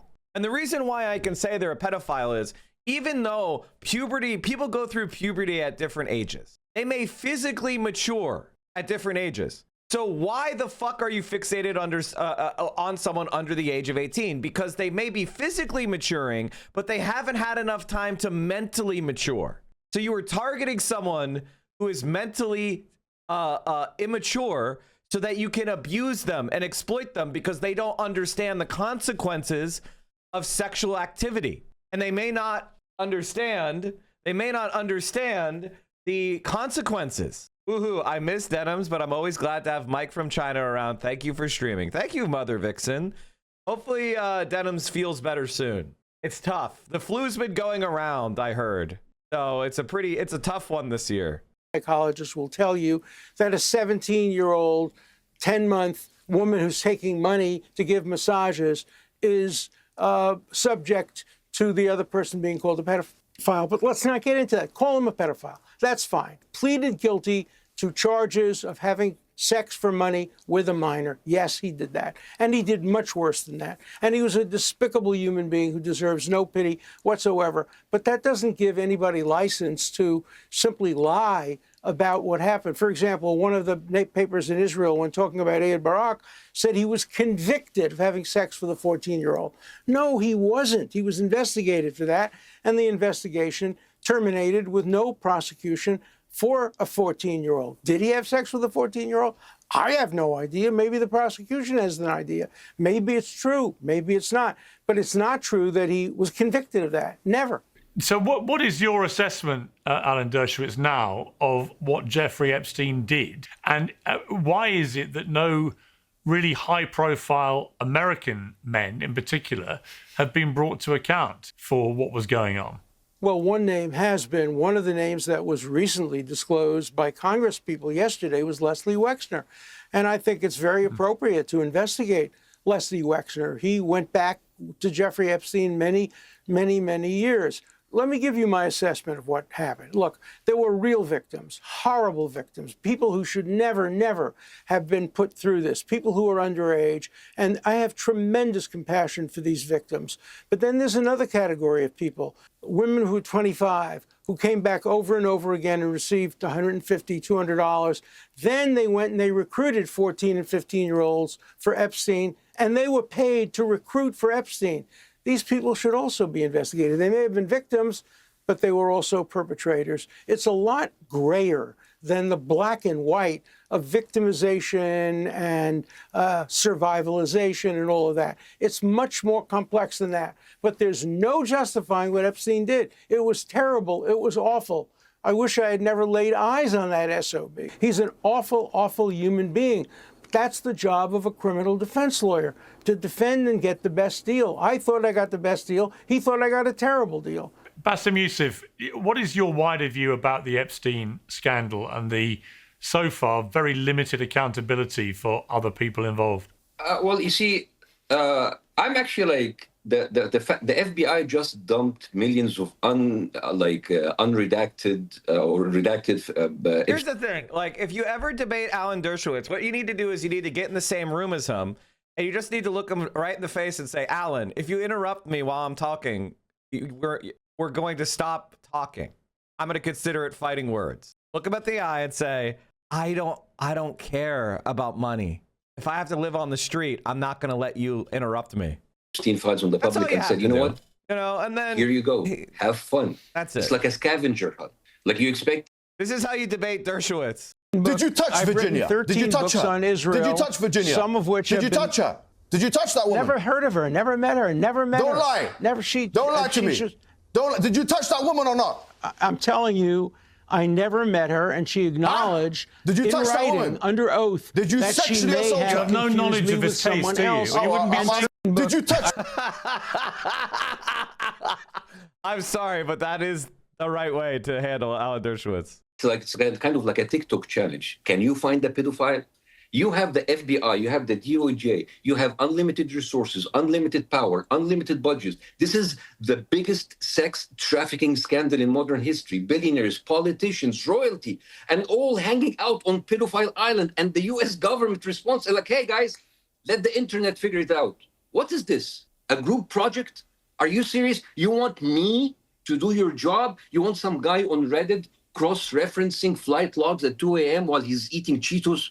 Like, you want TikTokers playing a game of Clue. Hey, it was Prince Andrew in the having a massage with the undergirl. What is this? It is not the job of private citizens to figure out clues. I don't understand. Is the FBI too busy to do their job? Here's what should have happened. They should have released the name. They should have arrested predators. They should have held the trials, like a functioning justice system. Right, but instead you give us 4 million trillion documents with no index, no categorization, redactions everywhere. Then say, hey, good luck with that, guys. Like, let us know if you find anything. Wallahi azim, not even a third world country dictatorship would do that to us. In third world countries, they would release nothing, keep us in the dark, like a self-respected dictatorship. But this choose your own adventure bullshit. This like figure it out on your own. What kind of service is this? The government takes half of my money so I can do its job and then sends the other half to Israel. This is just like dysfunctional, and I'm just like, and my wider view of this, my first time I appeared with you, Piers, I talked about how Israel is like a narcissistic psychopath, and it went viral because people felt it. Because you see, narcissists don't just lie to you. They create an entire alternate reality and pull you into it. That's why it's called the narcissist shared reality. The narcissist builds an alternate, highly controlled reality and pulls other people into it. And in that false reality, the narcissists are always, they're special, they're misunderstood, they are victimized. Yeah, and Israel does this on a national level for decades, right? They have told us we're the victim, we have no choice, it's self-defense, And in the same thing now, Epstein, it's a shared reality. Oh, maybe he's a Russian spy, maybe he is. It's like it's right in front of our eyes, and we have to go through these mental gymnastics and figure it out. It's right there. Nothing is gray, Mr. Dershowitz. Nothing is gray. Genocide is not gray. Sex trafficking is not gray. I agree with you. And it wasn't committed. Genocide is what was committed. I understand that you are a lawyer. What's committed in parts of Africa? Genocide was committed many times. Let Alan respond. Why do you keep cutting me off? Let Alan respond. No, let Alan respond. First of all, let's be very clear. Genocide has a okay. You know what? I can just log out because genocide is not fighting a war. You're allowing. I forgot who covered it, but someone showed the clip of Jane Piero on Fox begging for people to work for her in the Southern District of DC as they were shy 60 investigators and 90 prosecutors. Yeah, people are quitting, but they're gonna find grifters. They're gonna find plenty of grifters. They're gonna find plenty of people who barely, that's not gonna be a problem, man. Respond, please. God. Genocide is fighting a war. You responded. And it's my turn to speak. Let me cutting me off. Let me respond, this is not your courtroom, Mr. Dershowitz. Are you going to let me respond? No, you didn't let me respond. So here's the point. Okay. You're not going to let me respond. You know what? This is just it's let me respond. Useless. No. I will not let you respond because you didn't let me talk. Let me respond. You're not going to let me respond. And I will not let me talk. It's just like childish at this point. So we can't continue then. If he won't let me talk, we can't continue. You are not letting me talk. Try to filibuster me by his lies. He is sabotaging the now he wants by consistently cutting me off. The man who runs this show wants to give me. Piers Morgan, are you okay? Are you aware? Is he having a stroke? Piers, are you okay? What's going on in there? Did he DC? Are we on a freeze frame? an opportunity to respond? Will you give me an opportunity to respond? Let me explain to you what genocide means. Genocide is the willful killing of an entire population in order to wipe out the population. The way the Germans and the Nazis took little babies from the Isle of Rhodes, put them on trains, transported them to the gas chambers to kill them, unrelated to war efforts. Genocide is not dropping an atomic bomb in Hiroshima. It's not bombing Berlin. It's not bombing Japan. And it's not what Israel did in Gaza when Hamas hid behind civilians. And Israel, notwithstanding that, they had the best ratio of combatants to civilians of any war in recent times. Even if you take all the Hamas figures, it's less than 3 to 1, probably closer to 1 to 1. At worst, it's 2 to 1. Most wars, it's 10 to 1 or 8 to 1. So there's not even a plausible claim of genocide.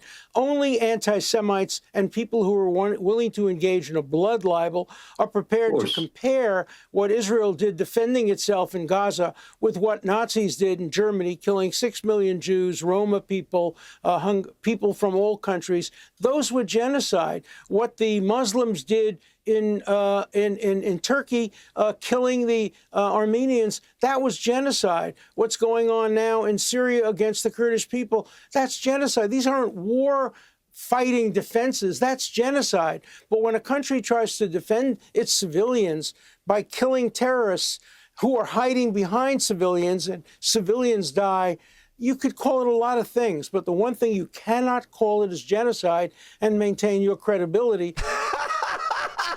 I think the one thing about people like Alan Dershowitz, again, like it's very straightforward. It's very simple. They just exist to play with the discourse, because by being in a conversation with them, you have discredited yourself. Every major genocide scholar who is not explicitly a Zionist or in Israel has called it a genocide.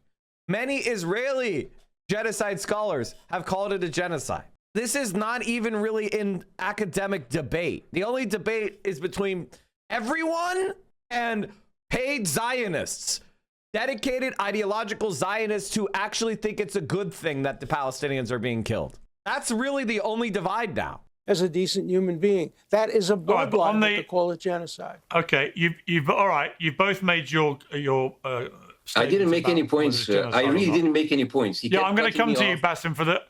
Bassem, yeah, I will come to you to respond. I just want to point out that on the Epstein scandal, quite telling is that the prediction markets, which people follow closely these days, Polymarket asked, will anyone be jailed over the Epstein disclosures?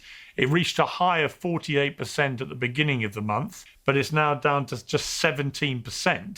And the Trump administration did, of course, promise, including on this show, that we'd see many prosecutions. It does seem quite extraordinary that now it's looking more and more likely that nobody will be jailed other than a woman, Ghislaine Maxwell. Okay, Bassem, you can have a final response to. Well, we need to see it, I think. Bassem, your final response. I'd like to see it too. I'd like to see a complete, thorough investigation. Anybody who committed crimes, including falsely accusing people of crimes, should be put in jail. And anybody who committed crimes, pedophilia or anything else like it, should be put in jail. And I hope they are. Okay. On that, we're all agreed. Bassem, final word to you. I think that Epstein Island showed us that in order to be powerful, you need first to be compromised. And as long as you're compromised, only then you can stay powerful. This is the conclusion of all of this. None of these people go to jail. There will be like a couple of fall guys, Peter Attia, he will lose his thing, all of this, it's important. But the billionaires, the people in power, they will be untouchable. We will not see a single person that's going to go. By the way, can I just say something, chat? I don't agree with this. I don't agree with this. Like, I understand Bassem is coming here to give us our daily dose of pessimistic defeatism, which I get. I don't know if he honestly it truly is a pessimistic defeatist, or he's trying to piss you off by saying they're going to get away with it so that you do something. But let me just say this. There's a lot of pressure. There's a lot of pressure. And I personally believe they're going to start throwing some flesh to the mob. And even if they haven't yet done it, I want us to move like they better do it. what I worry about with Mr. Youssef's argument is that basically people are going to give up and become inert. The last thing you should do is give up or become inert. Behind bar, unless he's not protected. But they have to be guilty. Mr. Dershowitz, why are you Who are they? Dude, what? Who are I they? didn't even talk about you. Why are you... It's just like, it's so frustrating talking to you. I care about innocent people being prosecuted. I care about McCarthyism. I don't want to see a return of McCarthyism. I'm sorry, people are what found did I guilty just by say that, like... association. What did I just say? That Well, how do we know if there are billionaires who are involved? If there are, let's name them. Let's get the evidence and let's prosecute them and let's put them in jail. But not on the basis of McCarthyism, not on the basis of guilt by association. Let's do it on the basis of real evidence. I'm in favor of that. You and I agree with that. No one will be punished and no one will go to jail, and these people will go. When these files have released, even with all of these redactions, the one thing that should have been done, that all of these people should now be at least investigated. We didn't even, you have like an FBI director, and you have, you have an FBI director who came out and said there's no sex trafficking, and the email proved otherwise. You have all of the people, there's nothing, and then the emails proved otherwise. And you have like the FBI director, Kash Patel, who said once, America needs to wake up and prioritize Israel. Don Bongino, second man in the FBI, said like, Israel is very close to my heart. How do you expect truth from these people? I think, they are all like working for a different master, and they're not working for the American people. So I really don't expect anything. None of these people will see a day of investigation, a day of jail. All I know, all I know is will be people who are useless or unimportant. Yeah, I kind of agree with you, Bassem. I do think that, unfortunately... Wow, the liberals agree that nothing will happen. The Trump administration, before and after the election, made it clear they were going to be totally transparent. All the files were going to get released. We've now had 3 million heavily redacted files released, and there's apparently over 3 million more which are never going to see the light of day. That is not transparency. That is why the conspiracy theories They should. I want everything out. But that's part of the problem, man. And if no rich, powerful people in the end are made remotely accountable, people will assume they are names that were redacted or never published. Yeah, but unless you publish the files, they can hide behind the redactions and the lack of publication. Every name should be published, including the name of those who accuse them, so that if there's a false accusation, the people who have been accused can confront their accusers. Otherwise, it's McCarthyism. That's why from day one, I wanted no redactions. I want everything out there. The only redaction should be for minors, people below the age of consent. Okay. We're going to leave it there. I appreciate you both coming on and debating this, and appreciate that. Thanks for having me. You're not going to agree about much, but I'm grateful for the debate. Thank you very much. Oh, by the way, Piers, Mr. Ryan Grimm, the one that you have hosted in the beginning of the show. First of all, I'm a huge fan of Mr. Ryan Grimm. And as a matter of fact, I want to remind you of something. When I went to you in London a year and a half ago, I brought up to you the fact that Bill Clinton was compromised when Netanyahu told you that we have the tapes of Monica Lewinsky. And at that time, you called me like stupid, conspiracy theories, and you told me that this is ridiculous. Mr. Ryan Grimm has made like a complete investigation about this. So please, if you would like host him again, so we can tell you how Bill Clinton and Monica Lewinsky was actually a Mossad operation. Well, you know what, Bassem, here's what I would say in response to that. After all, sir, have you no shame? After all, Cher, have you no shame? I mean, it's you have enough no to shame, none at imagine all. You're accusing, all of that stuff. You're accusing an innocent young girl, Monica Lewinsky. You're accusing her of being complicit with Clinton in some kind of a Mossad scheme. You have no credibility. That's enough. Check the Times of Israel and check the book that was written by an Israeli author about this. Yeah, your people are actually saying that and wrote stuff about that, sir. Okay, as I said in a previous panel, actually, it's got to the stage. It's got to the stage with the Epstein scandal. Lovely. It's got to the stage of the Epstein scandal where I would pretty much entertain the possibility of any conspiracy theory being true, because so many that were dismissed as conspiracy theories have emerged as having credibility. But we shall see. There's a lot more still to pour over. We shall see. Thank you both very much. We shall see. Let's make sure there's evidence of everything. Evidence. That's the key. Let's see the evidence. Let's see. The main point is that Mr. Dershowitz feels like he has destroyed, degraded, or compromised all the evidence. He feels confident that that has occurred, that no evidence actually exists that's strong enough. because we're not going to be able to see tapes. All the really strong evidence is not going to be released because it's like child abuse material. So as long as they have corrupted the prosecution and the people that have custodianship over the files, then there's nothing we can do.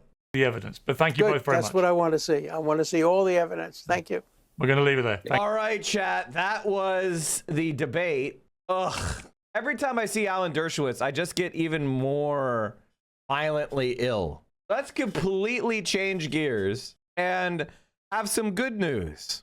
Mexico's president, Claudia Sheinbaum, has announced that since 2018, they have raised the minimum wage in Mexico by 150%. What has been the result? Fíjate, una de las características de los gobiernos de la Cuarta Transformación es que aumentamos el salario mínimo. Durante 36 años no aumentó. Y decían que si aumentaba iba a haber inflación, iba a devaluarse el peso o no iba a haber inversión. De 2018 al 2026 aumentó en 154%. This is the evolution of the minimum wage in Latin America over the years. En términos reales. In 2026, Mexico, the minimum wage will be the third highest in Latin America. No inflation, no job losses, no devaluation of the peso. In fact, in the last year, the Mexican peso has increased in value by almost 20%. Pasamos de ser el último país en salario mínimo de toda América Latina a ser el tercer país con mejor salario mínimo. La inflación está contenida. Al final del 2025 fue 3.6%. El peso está fuertísimo y además la inversión extranjera directa es récord. Déjame ver tus comentarios después de haber recibido esta información. Fíjate, The other thing, chat, is AMLO's party, they were in power the entire time inflation was spiking. And unlike every other, incumbent party during the inflation spike, they've actually gotten more popular. The Chile number is incorrect. Starting in 2026, the minimum wage is $6.25. What did they say it was? Okay, well, it would still be number two. It would still be number two. There would be no change in the list. Meanwhile, in Mexico, they're electing their version of FDR over and over while we're shooting ourselves in the dick and balls daily. 116% real wage increase. Outsourcing ban, 3 million workers recognized. Profit sharing from 88 billion to 216 billion pesos. Vacation days doubled. Pensions from 27% to 64% of salary. Amazing. All right, chat. It's Saturday Fun Day. And that means we're just going to chill and watch dumb shit. Kareem Brahma's podcast. What's he famous for, chat? What is it? Subway Takes? Subway Takes. Which is a very good, with another good episode show. of Scratching Lottery Tickets until I win $1 million. I'm your host, Kareem Rahma. Also, I want to start off by saying that gambling is bad and haram, and don't do it. I'm only doing it to show how stupid it is. But for all you kids out there that idolize me and recognize me as someone awesome, this is fake. I mean, the tickets are real, but this whole shtick that I'm doing is fake. I don't want you to gamble. I think it's bad. Anyways, y'all know the dealio. I really don't know what I'm doing on this podcast, but I'm doing it. And so for today's episode, for the first time ever, I've decided to bring a little guest on the show. This little guest is actually quite big. He's not little at all. He's actually a big man. I call him Big Man. And this big man's always, texting me 5 minutes before he arrives to New York and says, yo, I'm in New York. And I'm like, I have a kid. I'm always traveling. I shoot 3 different shows. So that's why he is cast. He's been cast on the least important show that I have. That's crazy. That's crazy that you said this is the least important show that I have. It's about to be the most important show that you've ever done. Because you're here. Yeah. Maybe because you're here. People are going to be like, this is the show. This is... I hope it's the show. Yeah, I am also a strictly anti-gambling guy. That's like my thing. Oh yeah, but not on some Islam stuff. You know what I mean? It's just in general. No Islam. I mean, I am no homo, no Islam. Yeah, no Islam. But I've been a major advocate against gambling. Oh, that's great. Yeah, and okay, you're a good guy. Yeah, I got kick to I played a role in the creation of Kick.tv, unfortunately, in ways that I never thought would unfold, because Stake.com is a cryptocurrency, is a gambling site. I saw that Drake put down $1 million bet. Yeah, he's on Stake.com. This is not sponsored by Stake.com. No, he is sponsored though. Drake is actually sponsored by Stake. Drake is sponsored by Stake. Yeah, and he lost that bet. And like Aiden Ross and like all those, like every villain on the internet is sponsored by Stake.com. And so you don't fuck with gambling. No, I don't. So we got Stake banned off Twitch. So then they were like, "Fuck you guys." Can I curse on here? Yeah. I mean, whatever I want. It's your least important podcast. You're freezing, bro. I'm so cold. I have to wear this jacket because it's incredibly cold in this room. Welcome to New York, bro. Oh my god. Wait, you got Stake.com kicked off of Kick? No, Twitch. Twitch, yeah. But then did you get kicked off of Twitch? Well, I just got banned on Twitch recently. That's technically kicked off. Yeah, I got banned on Twitch. I'm back though. We're good. Yeah, I got banned for like a couple days because I said ultra Zionist pigs. That's it? Yeah, that's it. You just said the word ultra Zionist pigs? Yeah, that's literally it. It sounds like a joke. It's not a joke. The ADL specifically made like Zionist a protected identity. It's a protected species. Yeah, specifically for me, so that they could get me banned. And then how'd you get back in? It's just it was a suspension. Oh, okay, that's not bad. Yeah, that's not bad. Not the end of the world. I mean, it's a stupid reason, but. Well, are you feeling excited these days? How are you feeling these days, in general? Also, I just won $10. Congratulations! Gambling is good now. No. Don't. I'm just saying I may have won more actually, but I'm just gonna double check my numbers here. So far, I've won 10. I think 39. There's nothing like that. You're 20. making me reconsider my whole worldview around gambling. I'm like, don't do it. It's bad. You'll lose all your money. You shouldn't do it. Tax. It turns out I was wrong. You should gamble. It's really good. Okay, the stupid tax. Yeah. I thought it was the poor tax. Yeah. Well, both. You know, the history of gambling is rooted in racism. It is not surprising to me. Do you know this? No. Yeah, like it started as, I mean, it is a racist tax. It's like, oh, you guys are poor, usually black and brown people. Mm-hmm. You live in bad neighborhoods. Mm-hmm. We'll put lottery tickets in liquor stores because you're more likely to buy them when you're even more drunk. Yeah. Like I was thinking, for example, in like Bed-Stuy, Brooklyn, which is where I used to live, there were tons of liquor stores that sold scratch-offs. Go to Beverly Hills, you ain't finding a scratch-off anywhere. I feel like that's changing now, though. Now it's like it's so poisonous that they're making everybody do it now because it's on your phone now. It's on your phone. It's really bad. I don't gamble, but I hit a couple bets last night. That's crazy. And guess what? I lost all of them, and it made me want to start every episode of this show with, "Don't do it." It's not gambling is not bad because you lose. Oh. It's bad because it's incredibly addictive. And the addiction does not stem from wanting to win or chasing that victory. The addiction actually comes from not knowing. Your peak dopamine receptors getting fried moment is not actually once you win. It's the moment of revelation. Like, what do you mean? The moment I realize if I win or lost? Yes. Or the moment I'm scratching, like what I'm doing right now? It's the moment that the very moment that you recognize whether you won or you lost is the high that you're chasing. And is there any way, like, can we get that high another way? I haven't really thought about how you could do that, but I guess like you could just, I don't know, incorporate it into regular affairs in your day to day. Like, I mean, I get the dopamine hit from the IG, which I stopped looking at that often. That's good because people are quite mean. I'm quite nice and sensitive. People are quite mean on there. Even the nice people are mean. How do you do it? I'm a freak. You look at comments. Oh yeah, I love it. And you clap back. Bro, I'm still on Twitter like every day. I'm on Twitter every day and constantly I'll reply to someone with 300 followers. I don't care.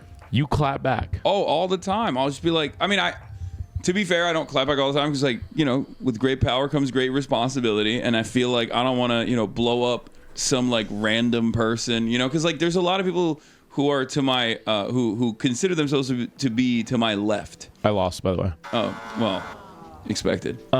Wait, so it's usually political Yeah, there's a lot infighting? Wait, I got to talk about this. You're an expert at this. You're part of the thing. I'm kind of like an observer. I participate in the things that I think are right and wrong. Yeah. That's really where my politics which is why you were on Cuomo's campaign. I was not on Cuomo. You were like, well, he's wrong. You were like, yeah. I did meet him though. You did? I did meet him at a party, and I was like, I think you're going to lose. And he was like, what makes you say that? And I was like, this Mamdani guy. And I was like pretending I didn't really like. Yeah.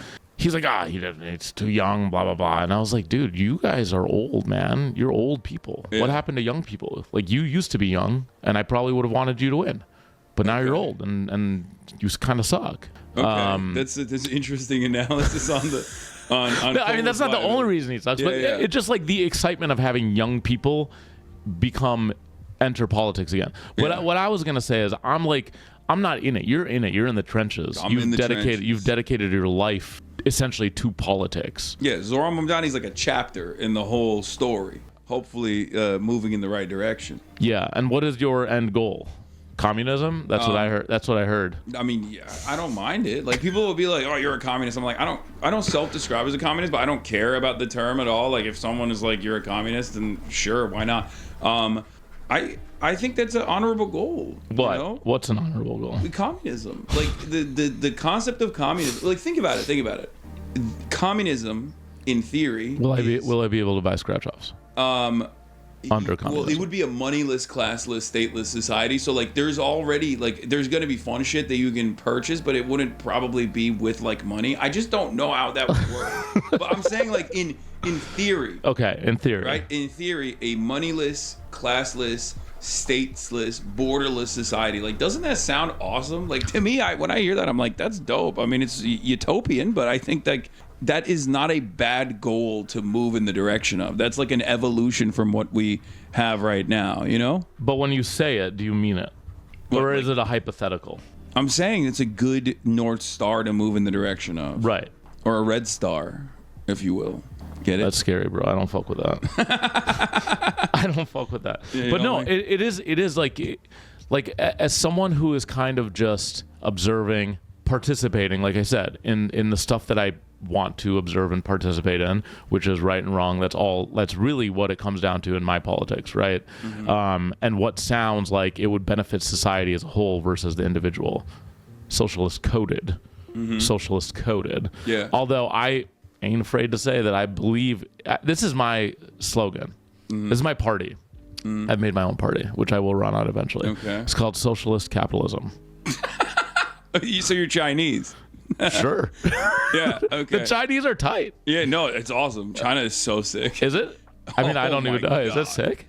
It is so sick. Is China sick? Are you being serious right now? You think China's sick? I just got back from China. You think it's sick? I went to China last year. It was incredible. So they have socialist capitalism. Well, the people get mad at me for saying this. They do have a lot of capitalist elements, but it's not necessarily like actual capitalism because they control the flows of capital. Like, the government runs the banks. I want you to know I lost again. Okay, that's not surprising. Well, no, here's socialist capitalism to me. This is what it means. I mean, this is the slogan. I thought of the slogan. It is... Have you ever heard of a man by the name of Deng Xiaoping? No. Okay, you would like his work. Why? He's a socialist capitalist? I wouldn't say he's well, first of all, he's a communist. He's a part of the... He's a part of the Communist Party of China. He became the chairman and Chairman Zhao. No, who's that? There's Mao. Oh, Chairman Mao. Yeah, so that's a different Mao is like the George Washington, except not a slaver. He's the George Washington of China. Of the communism, though. China. The George Washington of communism. That too, yeah. Okay, sick. But anyway, you were telling me socialist capitalism. This is what's going to go on the shirt. Mm-hmm. The shirt says, if you want to be rich, we'll take care of the rest. And the we'll take care of the rest is in like a cool font. So it's like a really bankery font that's, if you want to be rich, maybe like Helvetica Neue. And then like an arched thing that says, we'll take care of the rest. And there is a cap on the capitalism. Uh-huh. And the cap is, I'm thinking, it's a high cap. Okay, let me hear it. It's like, it is like $100 million. Okay. I mean, that is a pretty high cap, but like that's so much better than what we have now. Yeah, and if you want to be rich, like here's what I think. Like if you want to be like honestly gay, be gay. And if you want to be rich, we can't tell like some people are born to be rich. Like that is all. No, seriously, that's all they aspire to. We let people. It's just like being gay. I mean, you can't blame someone for being born a certain way. Some people are driven, like they will, no matter what, even if it's communism, they will want money. Even if there's a stateless, moneyless society, they will want money. Some people are born that way. They want to flex. They want to be like, I need to have something over others. Yeah, just like, sure, the flexers. Like, you think if Drake was in communist America, he would be like, you know what? I'm just happy to sell these mixtapes. No, Drake needs like a cool gold chain with an owl on it. Yeah. To live. Well, you could. I feel like there's always going to be a hierarchy. You know what I mean? You can find other stuff to exceed in and succeed in, right? Like you can have like excesses of a different variety that doesn't like dramatically alter the rest of society's living conditions. That's the whole point. But I like the $100 million cap. Like I'm on board with your. It's not a bad cap. I mean people they would kill you. But people in your world, we don't have the same world. Yeah. People in your world think $100 million cap is probably too high. I mean, I think right, there's different perspectives on all this stuff. How do you navigate that? This sounds so fucking confusing. Oh, I'm just like scary. I'm an agitator across the board. Okay. So you don't have a team. Well, I mean, I have my own personal ideology of like how I think we can arrive there, how we can achieve this positive vision of a better society. But as far as like partnering with people, I mean, I partner with social democrats who are capitalists themselves, right? And all the way down to, social democrats to democratic socialists, and I even partner with liberals. I mean, I work with libs. I lost again. You lost again. I just wanted to do another while we were working. All the way down to like Maoist third worldists, anarchists, every single like if you are out there in the streets, if you're in the trenches and you're fighting against the Trump administration. You could be a wine mom who's, a straight blue ticket Democrat voter. Like if you're going out there and doing ice wash, like I'm gonna give you props. I'm gonna be there for you. So you're also a believer of just like essentially doing what's right. Yeah, that's really what it comes down to. Yeah. I think that's what most politics come down to at the end of the day, and then you get into the nitty gritty of it all, which the nitty gritty has kind of gotten us to where we are now, which is not a good place. But we kind of let it go just too fast. You know what I mean? There's a runaway train. Yeah. Okay. Let's elaborate. There were times where the vibes were high. The vibes in America were high. Like 90s, like the big, before the .com bubble. I mean, that was like a nice vibe. Yeah. No, there was bad things have always happened. True. But the vibe was nice. I actually like, and I kind of miss. When we were young, we had that rule where it's like, oh, you don't talk about politics or religion with the neighbors. Do you remember that? I mean, I wasn't in America at this point. I was in Turkey, and we always talked about politics. Oh, Turkish people are tight. Turkish people love talking about politics and religion, honestly. So they don't really like religion. Yeah. Turkish people are. We're kafir. They're like, don't bring that here. We're pretty, or when I was growing up, we were pretty secular, like the country was too. But yeah, I've heard of this. Americans don't talk about politics. They don't talk about religion. They don't talk about their salaries as well. Yeah. That's like those are. Yep. Yeah, I feel like that's a very like capitalist way to approach the world, where you're like, don't disrupt the government doing things, don't organize, don't talk to one another, don't talk to one another in the workplace about your salaries, because then you might realize these guys are fucking us over, all of that is designed, all of these like cultural forces I feel like are designed against labor organizing, against a different vision. That's because they want you to shut the fuck up and work. Yeah. I have lost again. Let me check the bonus area. This is a good experience for people to learn not to gamble. That's literally what people are like, this is bad, you shouldn't do this. And I'm like, no, I'm actually doing good. I'm like Batman. Are you up or down total? I'm down. How much? A couple $100 so far. How do you feel about Batman? I mean, I like Batman. You do, but like, I mean, he's a cop. Well, he's and worse he beats than up a cop. He's my worse friend. than a cop. Yeah, he beats up drug addicts. I know. I mean, I'm saying like I like Batman as like a work. Oh, you like watching it? Yeah, I mean the movies are fine. The comic books are fine. Absolute Batman seemingly slaps. Like I've seen some of the stills from it. I haven't read it yet. What the hell's Absolute Batman? Comic books, like comic book artists will make like variants. Oh, okay. And Absolute Batman is a newer version where like all of the enemies are base boosted. Like they're like mutated, basically very powerful, like jacked, super jacked, look weird, look strange. Have you seen like Batman killing the ICE agent? No. You haven't seen that photo? No. Or like that drawn image? That's from Absolute Batman. Is it AI? What the fuck is Absolute Batman? There are corners of the internet where I have. It's not internet though. Yes, I mean, it is. Look Where'd it you up on see your it? computer. Where'd you Absolute Batman. I'm not looking it up. Okay, don't look it up. I'm too busy. Trump voter moment. I'm not looking at shit, dude. I'm scratching lottery tickets. Scratching lottery tickets are going. I hate taking such a long break, chat, but nature calls. Nature calls. Did I wash my hands? Of course. I'm not looking it up. Wait, speaking of jacked, I don't know if you talk about this often, but I have an actual question. Okay. Like, what is your schedule? Like, what is your schedule like? Because it's pretty crazy. Yeah, I need to because I feel busy as fuck. I really want to go to the gym. I'm not saying you're like you are buff, but I'm not saying you're buff or whatever. But like, pause. Pause. I'm just saying, like, I've noticed that you're sort of buff, but I've also noticed that you're on your computer a lot. Yeah.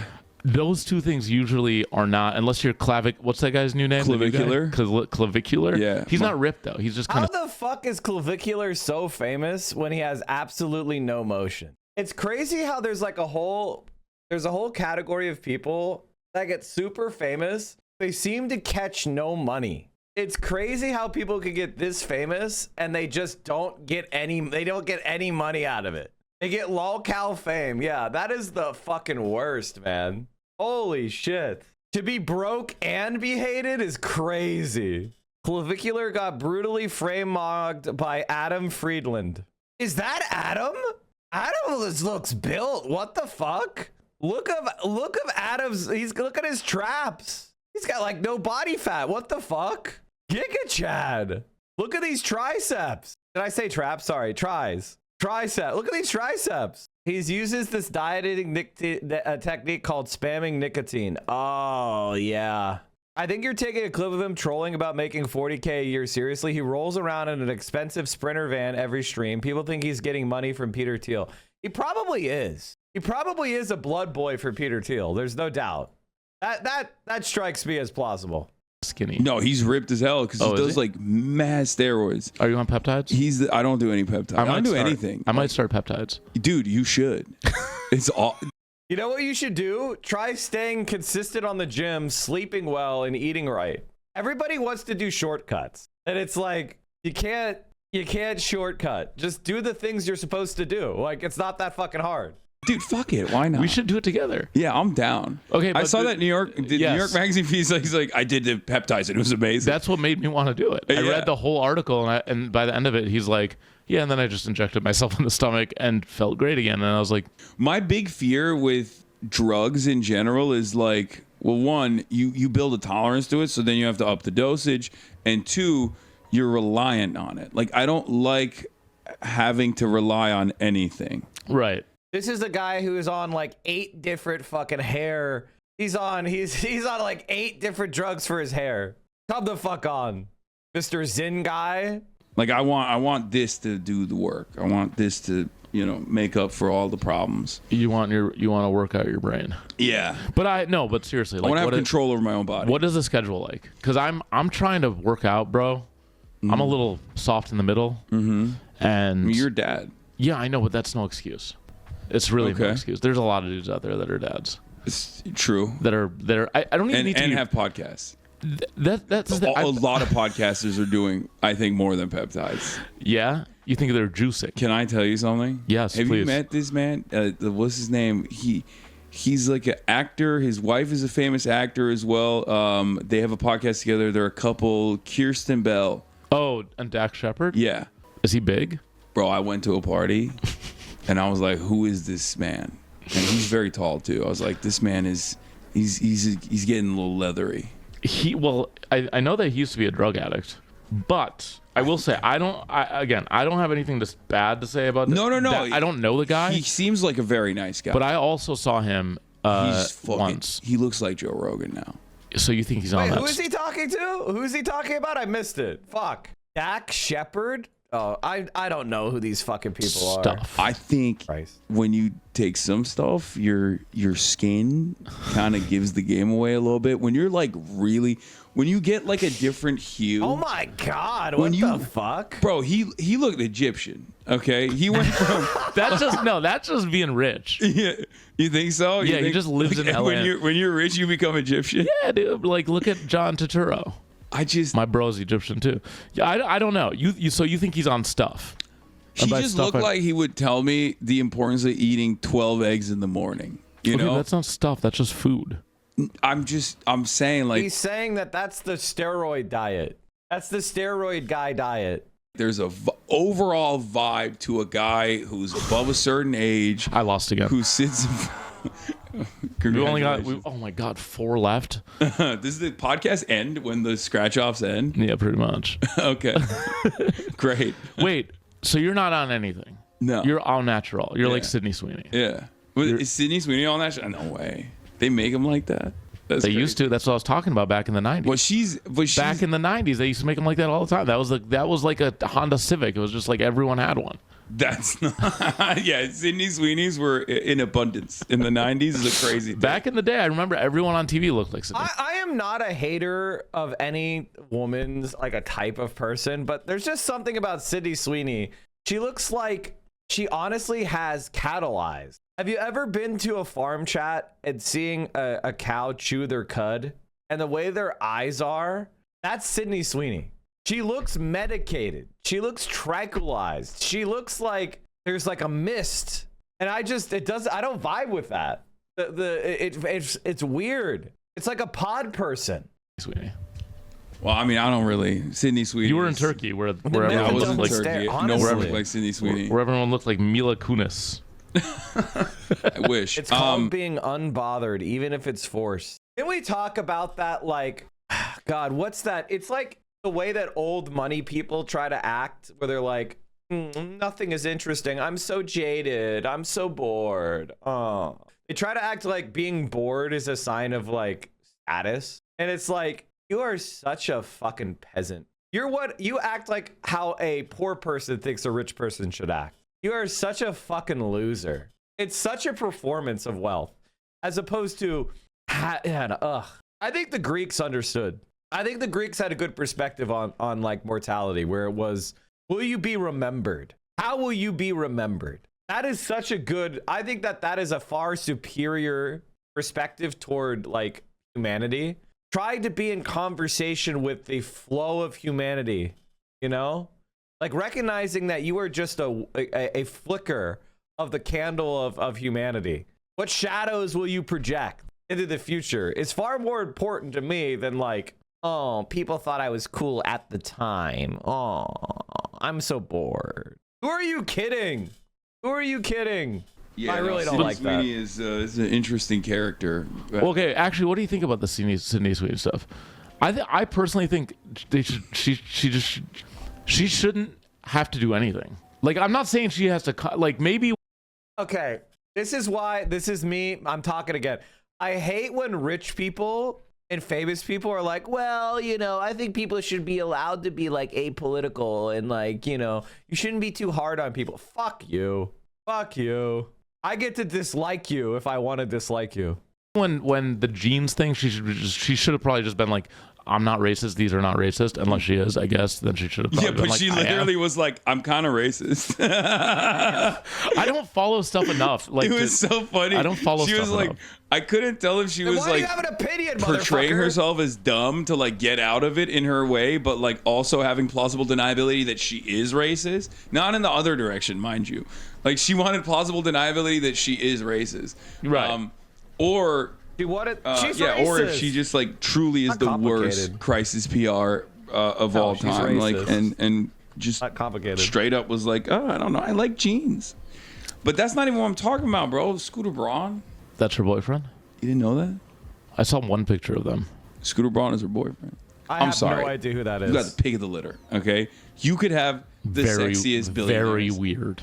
You could have the sexiest billionaires, and you're like, that's the guy I want. That's very weird. That's I don't know odd. who that is. I mean, if I was her, I would go for the kind of sexy billionaire that is like kind of nameless and faceless. Like just rich and like Bro, good, like- like a handsome Frenchman. Like Lisa in Blackpink.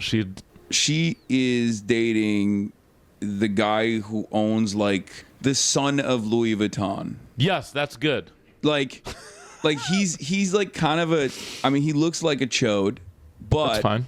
He looks like a nerd, whatever. But I'm sure like he is a well-traveled worldly man. You know what I mean? Like you're so Again, wealthy. You that's went to like just- some That's the currency of wealth, right? It's how rich people convince themselves that they're meritocratic. They spend a lot of money to get experiences, so that's why they have merit, because they had a lot of experiences that money bought them. It's just get the fuck out of here. fucking boarding school in Switzerland with like probably a member of the Kim dynasty that will inevitably replace Kim Jong-un when he passes away. Like he's not a scrub. Like he's like nerdy, he's whatever, but like he's a well-traveled guy, and he's not Scooter Braun. You know what I mean? Yeah. Who's like actively going out and being like, I want a villain. I want a villain in my life. Well, maybe she is a fucking villain. Maybe I'm wrong. Maybe I see the good. I'm a kind of an eternal optimist, and I'm like, you know what? Maybe she just doesn't want to be involved. Yeah, I think you see her and you're like, She's not my type. She's not my type. I feel like she's universal. That's not like a thing. She's not my type. It's like bro. saying Dua Lipa's not my type. Like Dua Lipa's everyone's type. Yeah, she's the type. No shit. You should date Dua Lipa. She's married. I'm working on it. You could be the Scooter Braun. No, I don't want to be the Scooter Braun in any capacity. You could be this. You could be Dua Lipa's Scooter Braun. I don't think Scooter Braun like swept into the Sydney Sweeney's life when she was like with someone else. I think she chose him. She was like, this is my guy. Maybe he's got motion, bro. Maybe he's got. He definitely has motion. Yeah, but does he have motion? He hasn't had motion for a long time. Dude, what are you talking about? He like owns like the fucking K-pop variant. I like that you say variant. Like everything is COVID related now. Well, variant is a word that people use before and after COVID. No, they didn't. Okay. No one used it before COVID. They I'll tell you that invented the much. word variant in 2020. They did. They didn't. Wait.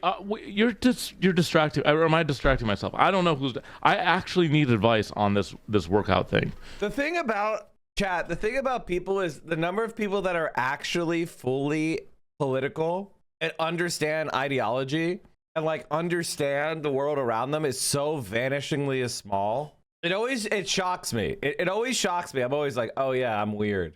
Yeah. How do you squeeze it in? Do you have a gym at the I'm crib? not doing a performance. No, You go to the gym? I go to the gym Jesus now. fuck. I for the last couple of years, I mean, for most of my life, I went to a gym. Wait, do a lot of people ask you about this? Yeah. That's annoying. Yeah.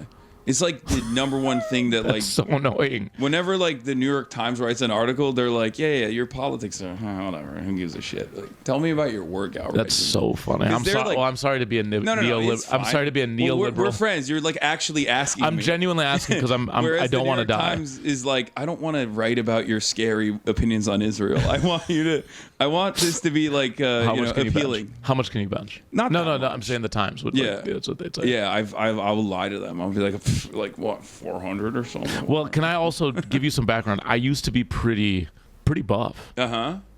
When I had nothing to do. Yeah. In my life. Yeah, that tracks. That makes sense. Like I worked at the Times, and I remember I would go to Equinox. Part of me was thinking that maybe I needed an Equinox membership because it's so nice and expensive that you feel bad not going, and also it just feels so good to be in there. Okay, it tracks. That's literally why I got an Equinox membership. When you have one.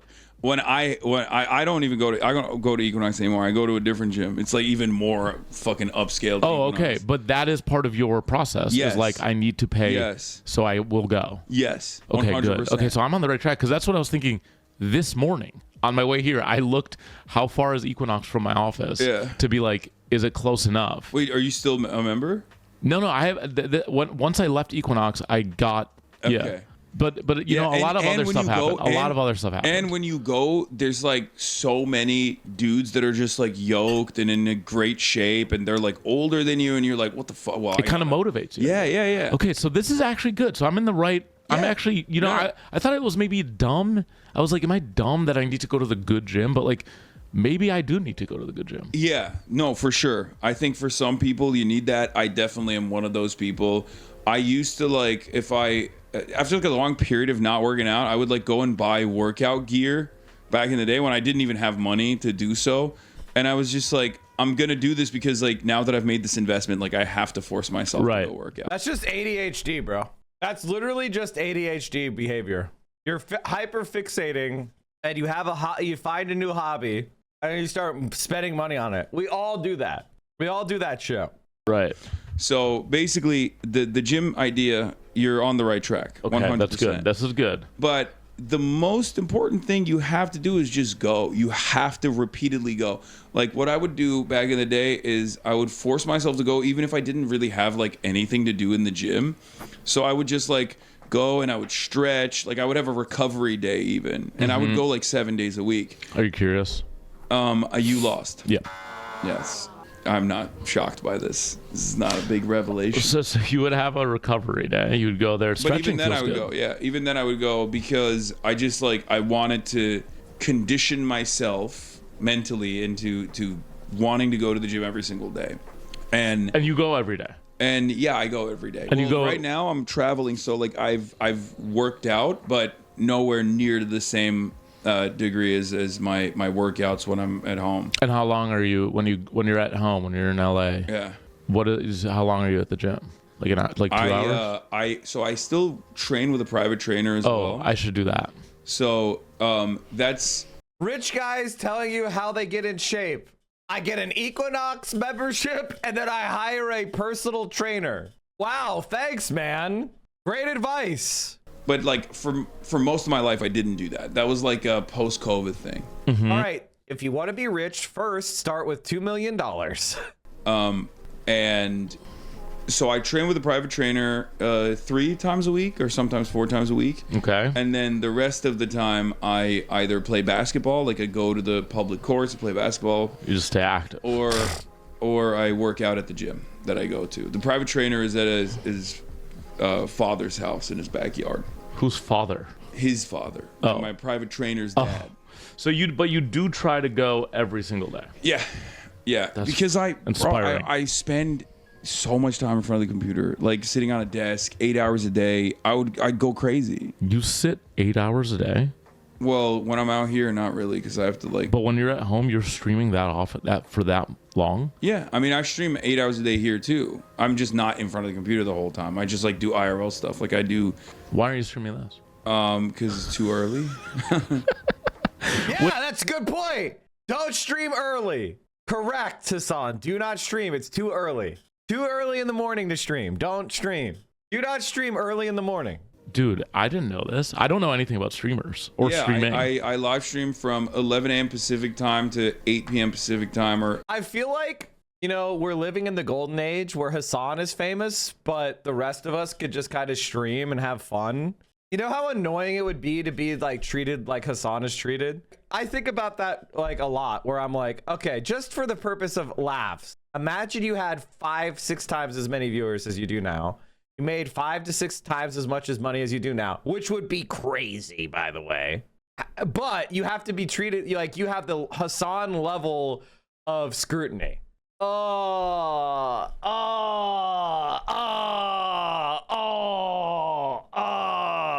The nonstop harassment he gets. Literally not worth it. People just making shit up. I mean, people just make shit up about me, right? They just make shit up about, that's already happened. Most of the way people react to me is just by trying to do some sort of like character defamation.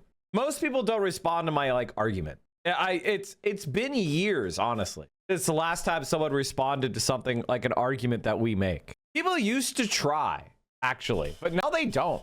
It's kind of interesting. They recently made up and said a Hassan fan got in fight with a Destiny fan. Or 7 p.m. Pacific. The harassment is online. You could tune that out and go buy stuff. It's not all online. There's a little bit. There's a little bit of IRL harassment. Somebody tried to harass me at the Bernie Sanders rally, but I didn't realize they were trying, and I just kept walking. But apparently they went to Hassan, and they went onto his stream and said that they were trying to harass me. And he was like, do you often have people on your show who disagree with you these days, Mike? Yeah.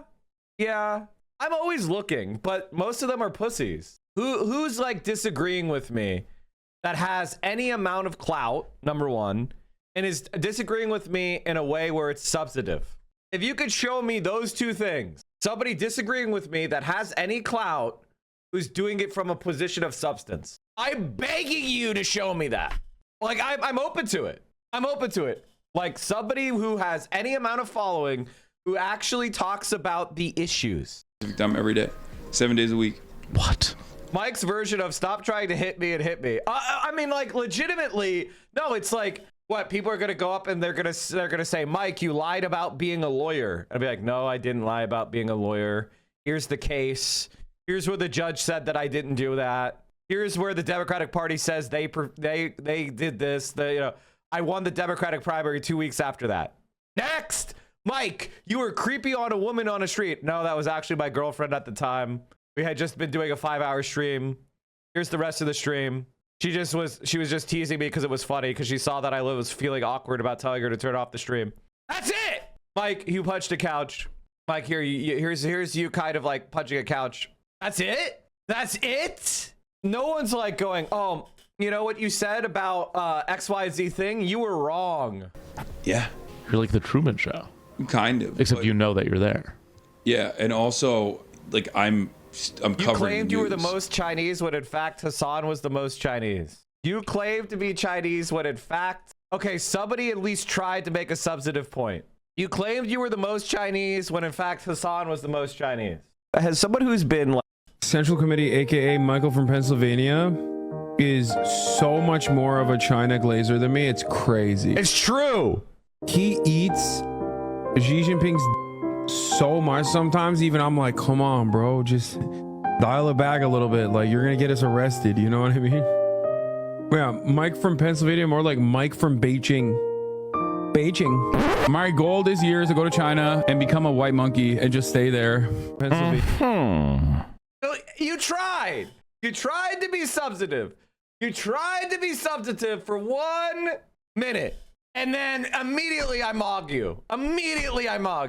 Notice Hassan said China glazer. He also said that I'm Mike from Beijing. Mike from Beijing is what he called me. That was his nickname for me. He jacked my entire flow. This is I feel like one of those really talented artists, their song covered, and the cover is more famous than the original song. The motherfucker jacked my entire shit. I don't just live on camera and then people are like, wow, how fascinating. He's just also still sitting in front of the camera. What do you? But 6 hours later, you don't think that this is crazy? I guess it's your life now, so you don't think it's that crazy. But it sounds pretty fucking insane to me to stream for that long. You're nice. kind of like a I spend a lot of time with taxi drivers. You're kind of like a taxi driver. You're just except an infinitely easier job, I feel like, than a taxi driver. True. It is easier, but I mean, they just sit. They have to sit all day. I'm just talking. Honestly, being a taxi driver has to be one of the most difficult jobs. First of all, driving is stressful and aggravating, and you're kind of outside. Yes, I know you're in a car, but I consider being in a vehicle to be kind of like you're outside. It's 90% of the way outside.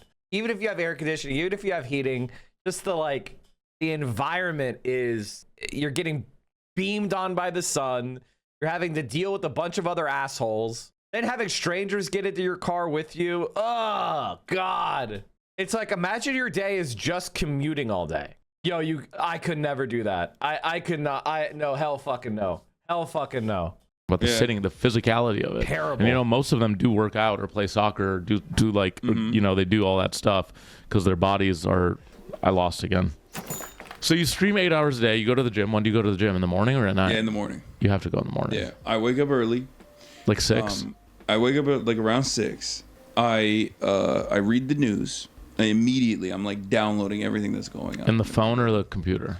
phone, computer, podcast, radio, all of it. Like I have Content just, maxing. Yeah, 100%. That's sick. Yeah, I'm like that. I'm mogging Michael Barbaro, sitting there, just getting it all in, just shoving it in my brain. Okay. And then I go to the gym, I work out. And when you're at the gym, do you think about this news, or are you locked in on the gym? No, I'm still listening to the news. Oh, fuck me. Yeah, I listen to podcasts when I'm working out. And people think that's sociopathic. It is not sociopathic. I don't listen to any music. It's like ever? No, not really. 100% disagree. There's your Subway take. Yeah, that's I don't listen to any music. What? I know it's fucked up. It's like wrong. Do you just not like it? Do I not like music? Yeah. I like music. You don't love it though. Yeah, I don't like seek it out. Hassan is not a music enjoyer. I don't know why he pretends to be a music enjoyer. He and I'm the same way. I'm gonna admit I have the same autism as Hassan here. The problem is that I like music, but I like to just sit and listen to music. But with so many competitions for my attention now, just sitting and listening to music rarely is like the thing that I want to do the most, which is like, it's a bummer. I listen to less music than I used to because of that. And because I'm not commuting, this is a big problem. Because I'm not commuting anymore since I work from home, that used to be my prime listening time, was in the car. And now I'm not commuting much, so I don't have a lot of like listening time. And now that I have Vio that I'm always driving around, I'm like talking to Vio more. I do that thing where we talk in the car, which for some people that's weird. They like to just like turn on the music and just sit there with someone else in the room, you know, but I like to talk to people. So now my like music listening is going way down. I used to listen to music like an hour every day because I would do it in the car, and now I'm not. Play it when you clean house. Honestly, if I'm cleaning, I like listening to someone talk. It's sad but true. Isn't that crazy? That's so funny. Yeah. Okay, so you don't go to concerts? No. You went to Kid Rock's last night, though, right? I watched Kid Rock's, yes. It was really bad. It was so disastrously bad. It was really bad. I live streamed it. You live streamed you watching Kid Rock? Yeah. Did you watch Bad Bunny as well? Well, we couldn't really watch Bad Bunny because I didn't want to get DMCA'd. Like, I didn't want to get... Because the NFL don't play around. Right, like, right, they're right. going to take me out. So you didn't watch it, but you... We were watching it on the other screen. Right, like in private. Quietly, and it was so sad because, like, what we were looking at was so ass, and they were having so much fun over there. On the Bad Bunny stream. Yeah. Yeah, that shit They were was having so the fun. time of their lives. It was amazing. Yeah, it was. And I've watched it since. It's fucking fantastic. I mean, he's dope. He's the best. He's so sick. He might get you into music. Like, well, I mean, like, when I hear a Bad Bunny song, I'm like, I understand why people, dance. They fuck with us. Yeah, I fuck with it too. All right. I hate to report that I've lost everything today, except for that first ticket. Kind of how it goes. That first ticket I won. So, you think there's hope for me? Yeah, there's hope for everybody. I just got to go to the gym.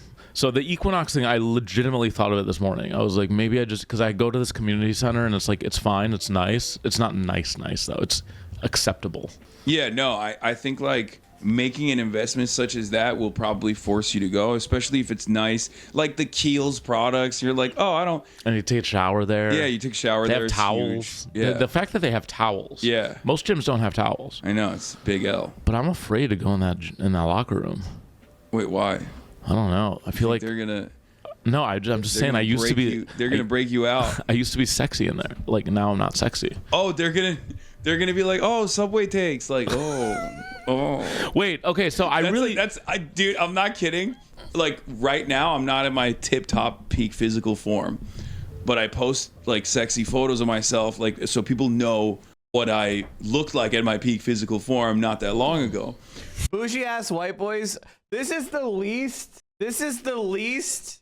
fucking relatable these guys have ever been. Sitting there gambling while talking about how they need Erdogan smoothies in order to get off their couch. And it's like, all right, fair enough. I get it.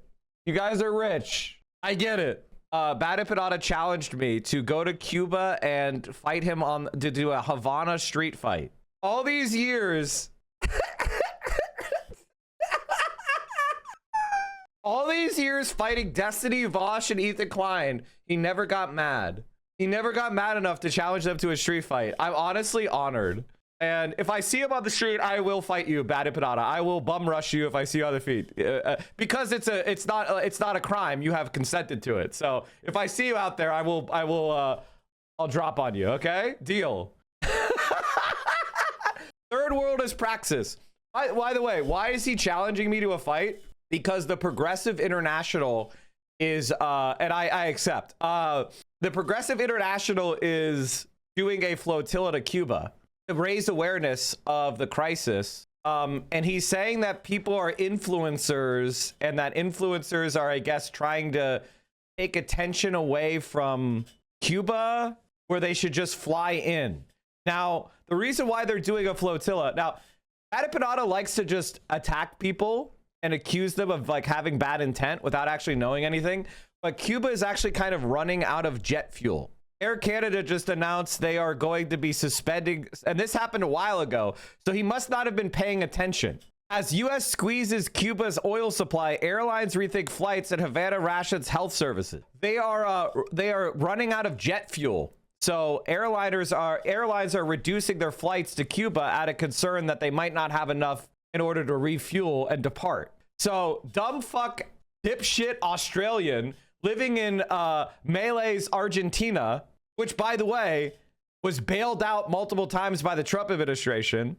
This is why getting a left-winger elected is so important, because what's happening to Cuba and the kidnapping of Maduro would not have happened under an AOC or Bernie Sanders presidency. AOC and AOC in particular would have conditioned aid to Israel. AOC would have supported the International Criminal Court's indictment of Benjamin Netanyahu.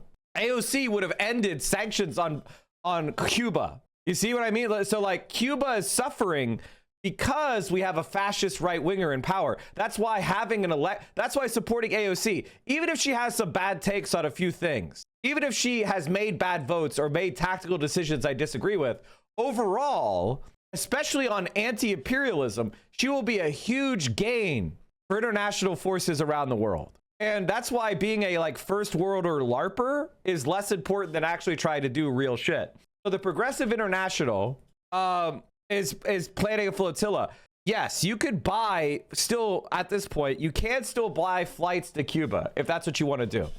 But the reason why they're doing the flotilla is, one, they're trying to raise awareness. They are using their clout in order to raise awareness. Two, by sailing ships in, they could bring in a lot more supplies without straining the aviation fuel supply. Canada's largest airline has said it's suspending flights to Cuba due to a shortage of aviation fuel on the island. Apparently, Bad Panada is buying a ticket to Cuba in order to harass the people that are doing a flotilla while there's a shortage of aviation fuel. The guy's fucking lost it. He's fucking lost it. He is dumb as fuck.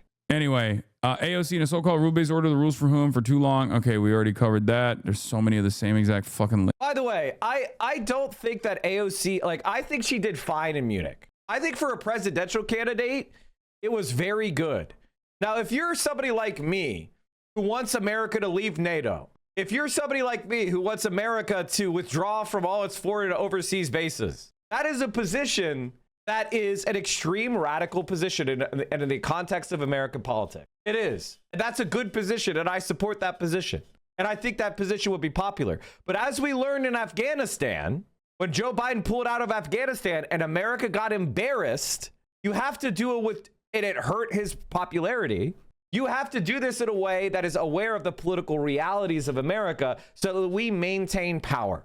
And I think a lot of people are more focused on their own personal feeling of moral posturing than the actual reality of how much of a sea change. Is Bad Panada actually traveling to Cuba? Well, he claims he is. After the flotilla was announced and Hassan said he was going to participate, then he said he was going to fly to Cuba. And then he started attacking the flotilla. So that's what he did. He started saying that everybody doing a flotilla of aid to Cuba is just an influencer that is, I don't know what supposedly they are getting out of this. Thanks here. It's not A small matter to make the West did not look the other way. Oh, see, this is it. Yeah. It's not a small matter to make clear that the West did not look the other way during a genocide. It, namely, U.S. and Germany actively armed, aided it, and funded it. It carried it out and still carries out genocide. Putting it in a mopey R2Pes is a whitewash job. I agree. Okay. Well, here's the thing. I know it does this whole but she didn't just say that though.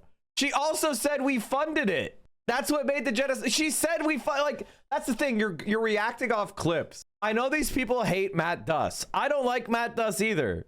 But like, bro, you're reacting off clips. She said, I watched the thing. She said we supported the genocide and that the so-called rules-based order can only exist if we're not hypocritical. She was literally calling for prosecution. I mean, like, what the fuck are you talking about, man? Like, you guys talk about the United Nations. The United Nations is international law. Are you against international law? Like, the problem is like, listen, I don't like Matt Duss. I'm concerned that AOC is going to, you know, not be as brave on these issues as she should be. The problem is we have to establish and we have to build up the expertise that could actually step into these roles and execute a left-wing policy agenda. That's what I'm concerned about. Do we even have the personnel? Let's assume AOC wins and she wants to hire left-wing secretaries of undersecretaries of state. Who's taking that job? That's the problem that we face, is we don't have the personnel ready. Thing is that trying to put lipstick on the rule-based order pig, but it's over, it's done, it's intellectually cooked, it's immoral. I feel that way about liberalism in general, and I certainly feel that way about the international rule-based order as well. It's over. We have to fucking move on. To what? We have to move on from this and the opportunity. Okay. By the way, I think I agree with you, but to what? But to what? Let's say the United Nations is completely discredited. The International Criminal Court is completely corrupted, discredited. To what? What are we moving on to? Can you be something? Now, China says they want the UN to actually be more empowered. They want the International Criminal Court to be more empowered. So you're against that? Okay, so what's the alternative? China is saying we need to do more international organizations where everybody is equal and everyone's sovereignty is respected. That's what the Chinese are saying. So what's your alternative to United Nations 2? Like, what the fuck are you talking about? Is now. Lest we succumb to monsters. You know, it's done. Look, this video. She's not doing, by the way, she's not doing Bidenism. She's not doing Bidenism. Hypocritically claiming you want to have a rules-based order and then violating all the rules is not the same thing as actually having international law and following it. Do you understand that? Like, that's not Bidenism. Bidenism was a liar. He didn't follow international law. He undermined it. He destroyed it. He ignored American law. He ignored the Leahy law. If we actually followed the Leahy law, we would have cut off aid to Israel. Saying I want to follow the Leahy law is not Bidenism. That's cutting off Israel. What the fuck are you talking about? I actually, by the way, I'm 100% willing to yell at AOC. This is not about, I yell at her all the time. But you got to give me something more than what you just did. Like, come on, man. Perfectly resembles my position. Eliminate the UN Security Council veto This is power. where we're at. I agree with that. But then I think the UN Security Council should not exist. But then who's going to, like, the problem that you have with the United Nations is it doesn't have sovereignty. The problem with the United Nations is it doesn't have sovereignty. It doesn't have authority. Liberal. Okay, let's go to the Cuba coverage. Made it clear they'll gather evidence rather than making immediate arrests. The prospect of an appeal may have tempered the triumph a little, but for those at the Royal Courts of Justice, this was success in a fight to have. Adepanada is saying the exact same thing Israel said about Greta and the Sumud flotilla. He insulted that flotilla too. He insulted the Sumud flotilla because he said there were American veterans on there who were he insulted them. He's actually scum. And if I do see him on the street, I will give him I will have that mutually agreed upon fight that he wants. Adepanada praised Greta. I don't give a fuck what he says about he insulted her work. I don't give a fuck if he spoke out of both sides of his mouth. I don't give a fuck if he spoke out of both sides of his mouth. Who gives a shit? Their voices heard. Emma Birchley, Sky News. Anyway, so that's good though. The terror ban was ruled unlawful. Let's talk about Cuba. Cuba is receiving humanitarian aid from Mexico as the Trump blockade bites. Having said that, the humanitarian aid that they're receiving is not enough. And that's not me being an idealist or anything. That's just me being a realist, unfortunately, because the real aid that Cuba needs right now. He was mad that Greg Stoker and other vets were on a boat going to Gaza. He's a loser. That is a CIA asset or some shit. And by the way, like, whenever we talk about Vietnamese history, one of the key groups that helped build the anti-war movement in America was the Vietnam Veterans Against the War. That group came back to America and they said that American soldiers were committing war crimes. They were one of the key propaganda elements that undermined American support for the Vietnam War. And when American political support ended, that is what helped achieve victory in Vietnam. America was not defeated in the battlefield. It was defeated politically. Now, obviously, the Vietnamese won a lot. They killed a lot of Americans and they made it very bloody and they resisted. And they are, I don't want to say that Americans lost the Vietnam War. What I'm trying to say is the Vietnamese are the fucking warriors, the champions, the ultimate anti-imperialists. But what ultimately ended American support, political will, was sapped by groups like the Vietnam Veterans Against the War. And if you ask the Vietnamese, they would say the anti-war movement was crucial. The American domestic anti-war movement was crucial. Matt Panada is the type of person that's like, that, you know, we don't care about the anti-war movement in America. The anti-war movement in America is irrelevant. And ultimately, it's ahistorical, and he's dumb. He's just bad at analysis. Now is oil. And America has shut off Venezuelan oil from going to Cuba. The American government has said that they would sanction and take over any ships that have oil that they're shipping to Cuba. The American government is actively starving Cuba. They have been for decades since the Cuban Revolution, but this final iteration of the starvation campaign has been truly disastrous. This is from the Zinn Project. Howard Zinn wrote a book called The People's History of the United States. Highly recommend that you read that. If you only went through kind of like American education about history, Howard Zinn's book, The People's History of the United States, is a really important companion to that. And if you look at this, oh God, this isn't what I was trying to get. Basically, the North Vietnamese saw the anti-American forces, the anti-war forces, as a key element of the struggle. That's why they invited Jane Fonda to North Vietnam, and where she infamously went on an anti-aircraft gun, because she was one of the key anti-war voices in Hollywood. And so the North Vietnamese saw that as incredibly important. Openly hostile. It's openly inhumane. It's completely and utterly unacceptable. I will be have you sailing noticed, like on Destiny, he never attempts to refute your arguments. He just attacks you personally using the DGG dialogue tree. Yes, I know. Yeah, well, what's he gonna say? Actually, no, the anti-war movement wasn't important in ending the Vietnam War? What's he gonna say? That the anti-apartheid movement wasn't important in ending the apartheid in South Africa? What's he gonna say? The anti-Zionist movement in America is not important for ending the genocide? Like, what the fuck are you talking about? If you want an American puppet to fall, whether it's South Vietnamese, Vietnam, South Africa, or Israel, then you have to withdraw the imperial support for the puppet. Like, and how do you do that? The political environment domestically in the U.S. has to be heavily against continuing to support the puppet. It's basic. The Nuestra America flotilla to Cuba, so be on the lookout for that. With the good folks over at... Search up the woman who avenged Che Guevara. She was the daughter of a Nazi propagandist and played a huge role avenging Che. Just because she was the daughter of a Nazi makes her efforts meaningless? What are you talking about? What the fuck are you talking about? At Progressive International that are putting it together. We're sailing to Cuba, bringing critical humanitarian aid for its people. Together we can break the siege, save lives, and stand up for the cause of Cuban self-determination. I said I'll be participating in this. The U.S. has strangled Cuba since its successful revolution for the crime of sovereignty and dignity for its people. This latest example of the heightened blockade seeks to bring Gazan siege warfare and starvation closer to home. We mustn't look away. And you really are trying to get kirked. I don't think it'll happen. I don't think that'll happen, but it doesn't matter. I mean, we got to do it. Yes, I will be streaming it.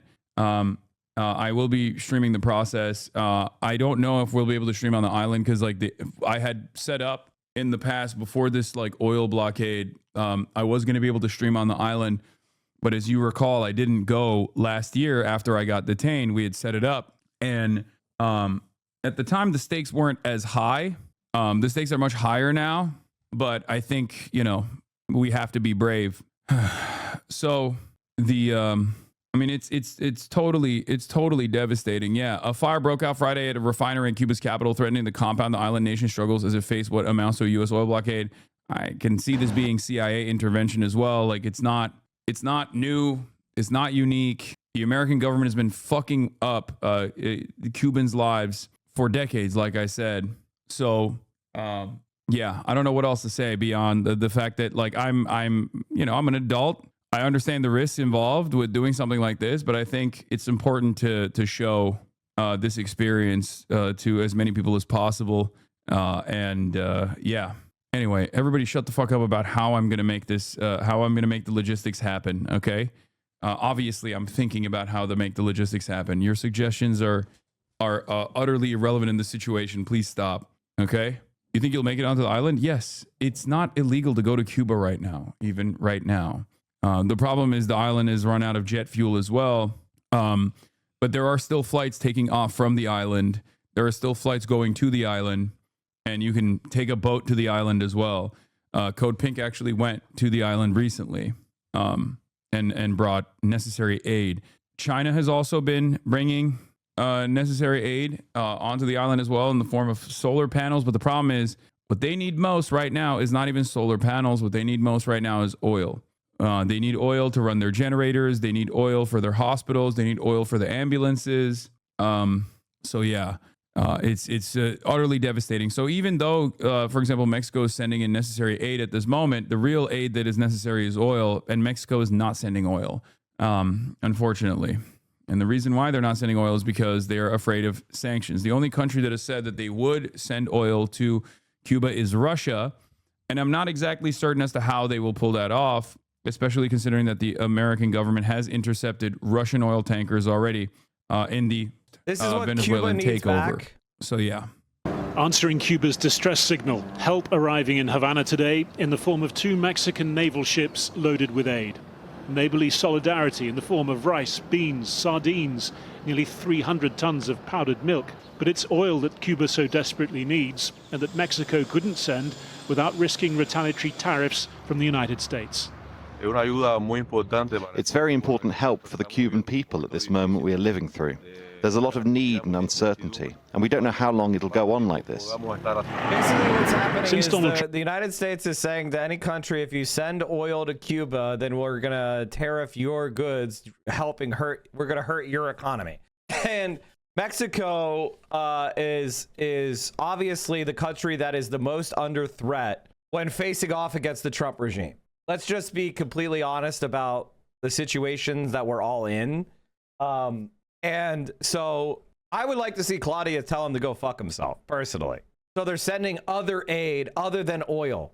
The problem is that Cuba's energy grid relies on oil and fossil fuels. So when the oil is not sent to the country, everything with electrical power gets shut down. Trump announced an effective oil blockade at the end of January. The effects have been cascading through Cuba's society. Already denied Venezuelan oil since the US raid on Caracas at the start of the year, the situation growing ever more acute. Last week, rationing imposed on petrol to go with rolling power blackouts. Cuba relies on oil for more than 80% of its electricity generation. People are buying 3 bags of charcoal at a time so they can cook when there's no electricity.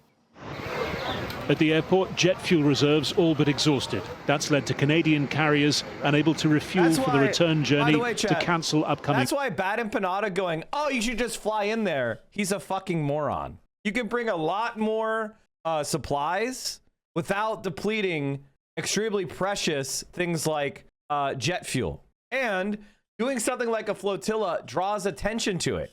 A lot of people who are... interestingly enough, make their living online from attention, don't seem to understand that drawing attention to something by doing something like a flotilla is a good idea. Oh, fuck, I just lost where we were. Fuck. Oh, no, chat, where was it? Oh, fuck. God damn it. Shit, where were we? Okay, there Flights. we go. I found it. Canadian and Russian airlines sending empty planes to repatriate stranded tourists.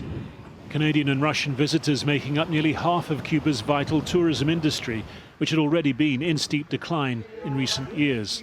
In the end, everything is because of the lack of dialogue between the two governments. Ultimately, this is, as I say in the Cuban style, it's like a giant fighting with a child. Down from the mountains, the conqueror comes. A fight that's had little let-up since Fidel Castro's communist revolution of 1959, through the botched invasion of the Bay of Pigs, the Cuban Missile Crisis that threatened a nuclear war, then decades of embargo. Until the brief détente of Barack Obama's second term. This is a new day. Es una nueva. And Cuba is ready to fall, you know? Yeah, that was one of Barack Obama's positive accomplishments in terms of foreign policy, to which I give him many credits for. And not only that, but that's just really pathetic, chat. Like, I'm sorry. If you're going to go after AOC, but then you're going to glaze Obama, like, are you guys okay? AOC on day one would make Obama's best foreign policy shit look embarrassing. Like, can we stop? Can we stop for a second and just be realistic for 5 minutes? Like, what are we doing here?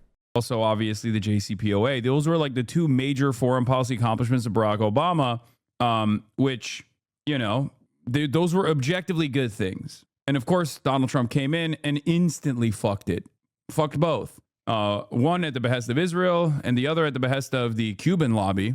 And Joe Biden never actually returned to Barack Obama's normalization efforts, and he basically signed off on releasing the blockade for one day, his last day in office. It was disgusting, utterly disgusting. It would have been better if he just didn't do anything at all, honestly.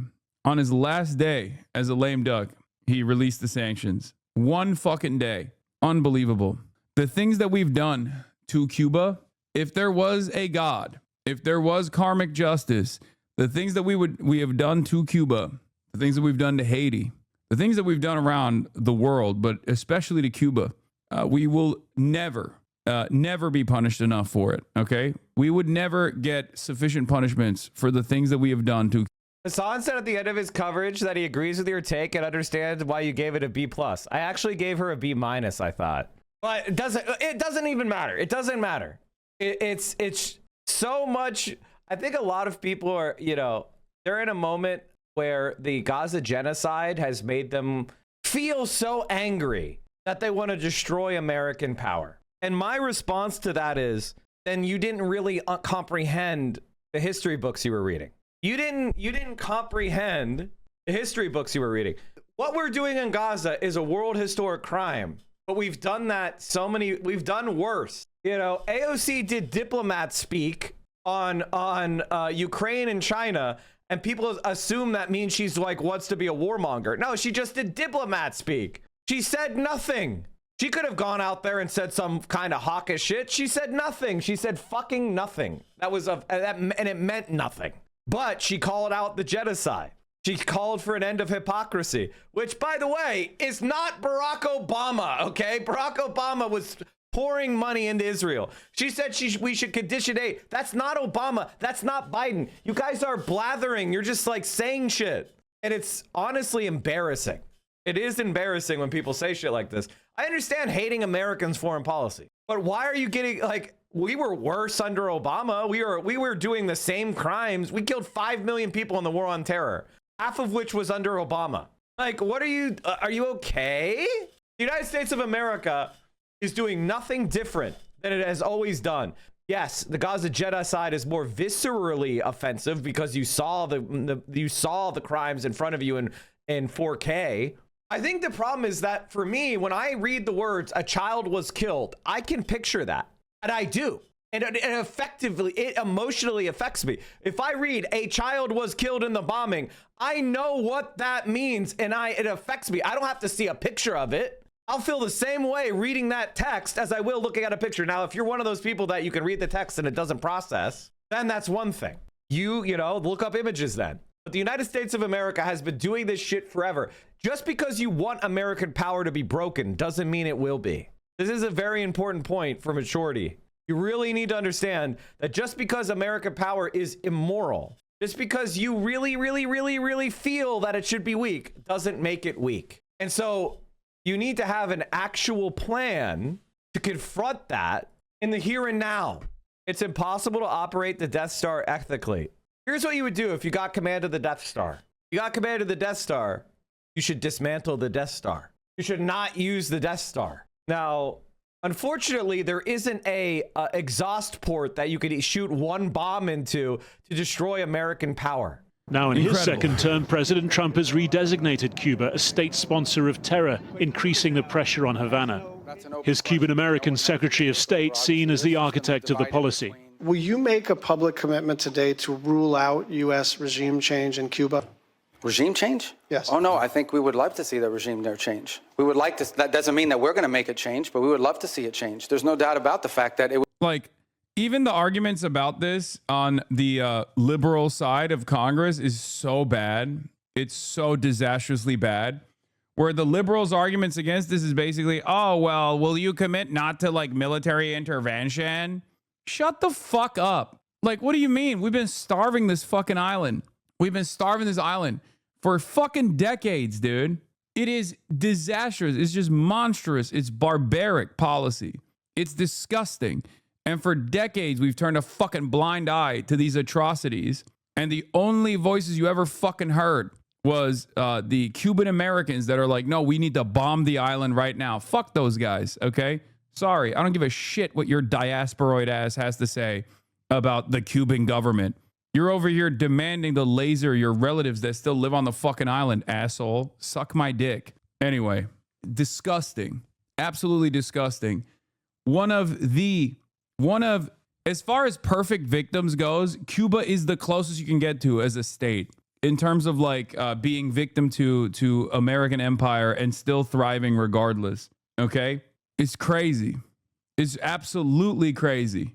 Would be of great benefit to the United States. Cuba's President Miguel Diaz-Canel says he's ready for talks without U.S. pressure or preconditions. Mexico, China, Russia, all calling for resolution through dialogue. Reports in Moscow, too, that it is preparing to defy Washington by sending oil to its friends in Cuba. The Kremlin spokesman not denying that and noting the relative lack of U.S.-Russian trade right now that could be affected by U.S. I mean, yeah, this is the tip of the iceberg. In 1996, a Cuban pilot observed a U.S. government fumigation plane spraying an unknown substance over Matanzas province. Shortly thereafter, an invasive pesticide-resistant insect never before seen in Cuba, the Thrips palmi, was discovered devouring potato crops in Matanzas.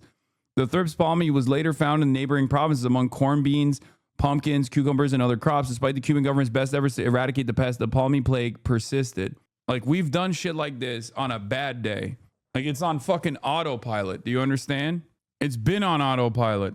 What did Cuba do? I'm telling you, what Cuba did was hurt America's feelings. What Cuba did was overthrow America's ally, America's puppet dictator, Batista. That's what it did. That's literally it. What Cuba did was have the audacity to demand sovereignty, to succeed in the most honest emancipatory act. Take matters in their own fucking hands. Kick out the American mafia. Which is back. My position on like all of this stuff, it really comes back to this. I agree with this post. This is a very good post. Time to piss everyone off. Okay, I don't know, chat.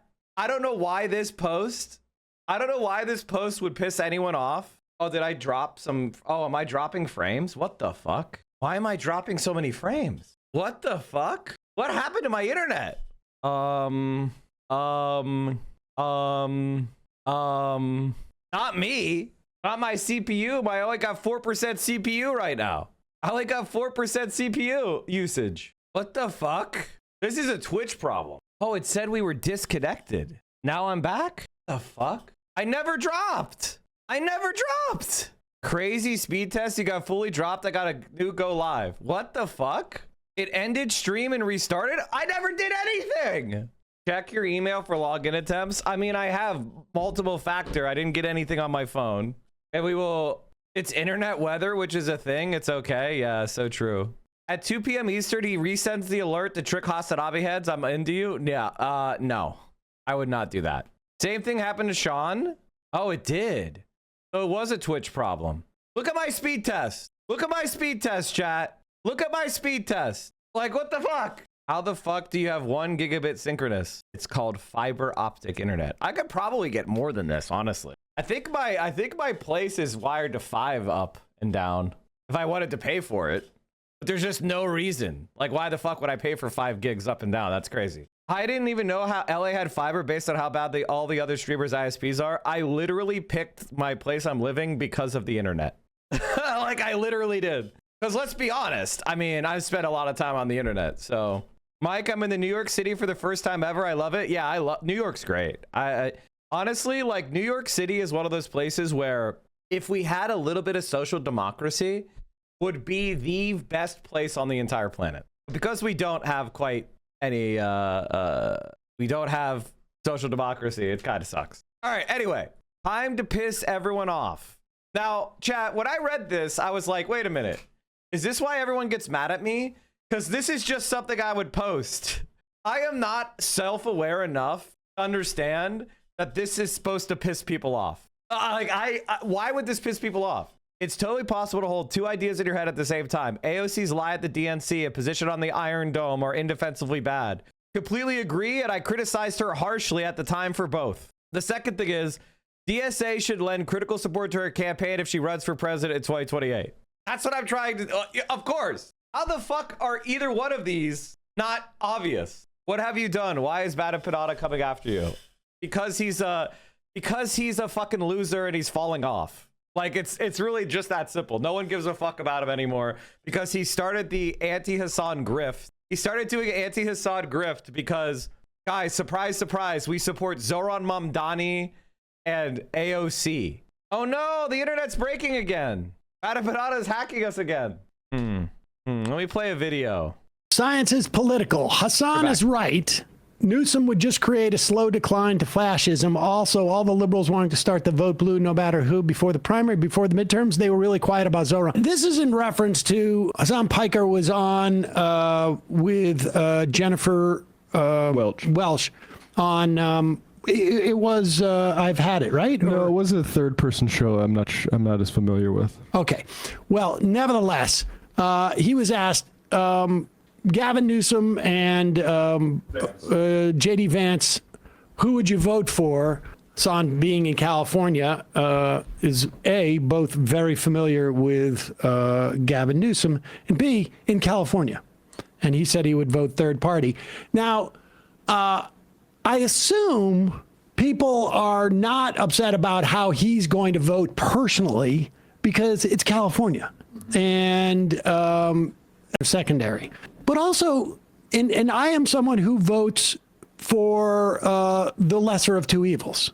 But the idea that you would espouse the voting of the lesser of two evils in a primary, because that's where we are. Let's be clear. There is no nominee for the Democratic primary, and there is no nominee for the Republican, I should say, there's no Democratic nominee for the presidency, and there's no Republican nominee for the presidency. The idea that you would even be remotely perturbed during essentially what we're in is the pre-primary or the primary for 2028 as to what people are saying. I mean, I would imagine when we were in 2020 saying something effective like, I can't even imagine voting for Joe Biden. It is stupid. And what it does to me when people do that, I mean, obviously, yes, there's the hypocrisy about Chuck Schumer not voting for Zoran and and Jeffries, like, endorsing so late. I mean, all of that. It just goes to show, like, they don't even believe that stuff. Yeah. In fact, I probably believe it more than they do. Probably Hassan does. But the idea that you would chastise somebody during a primary for such a thing gives away the game to me. Like, I am very late to the awareness of people being, and obviously now we have stories about how people are being paid online, influencers and stuff like that. I mean, I started doing this at a time where the idea of that was absurd. There was no even mechanism for anything like that. So it never really occurs to me, but like, I am just shocked that there is supposedly this many people motivated about who you're going to vote for in the 2028 presidential election. Like, we're not even in the primary yet. It's a very weird reaction. Especially in the context of the previous election and what happened, say, in Michigan. Yes, and I will also say, like, what's clearly going on right now, to the extent that there is any competition for the Democratic establishment and the narrative about which politics work better for the country, it is quite clear who is winning, at least relative to this competition in the past. And there was a poll, this Harry Emden clip that was going around. The number of voters who have said that the Democratic Party is too liberal is 10% higher now than it was, I think, like, I don't know, 2024 or in the past 2 years or something. Now, in my mind, yeah, but I scroll through to where it was. I keep going. Okay. So right now we've seen that 42% of, I was shocked by this, of Democrats who perceive themselves as democratic socialists, 42% under the age of 35 do, 33% of all Democrats do, which I was shocked by. Yeah. That's a lot. I would expect that to be a bigger difference in those age numbers. Yeah, the older Dems. But keep going down. And then the argument is being made here. Chad, okay. So in 2013, 4 minutes again? back during Obama. Are we, what the fuck is Chad, I don't know that we can, I don't know that, I don't know how to fix it. I think it's a wide problem. Is it a Twitch wide problem or just me?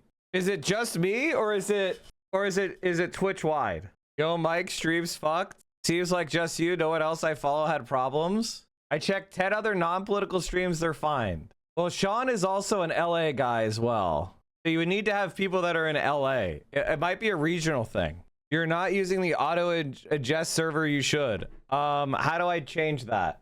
I don't usually change those configurations. It's funny how people react to minor downtime. This shit works 99.9% of the time. I mean, yes. Did you do your 10 Israel highs? Yeah, it's so true. Sean's was minor compared to yours. Yeah. All right, well. 48% of thank voters you guys say, for the subs. Appreciate you. We slipped below 12,000 again, chat. We're at 11,979. Feels bad, man. Democrats are too liberal. In 2025, 58%. The problem is, I will tell you this right now.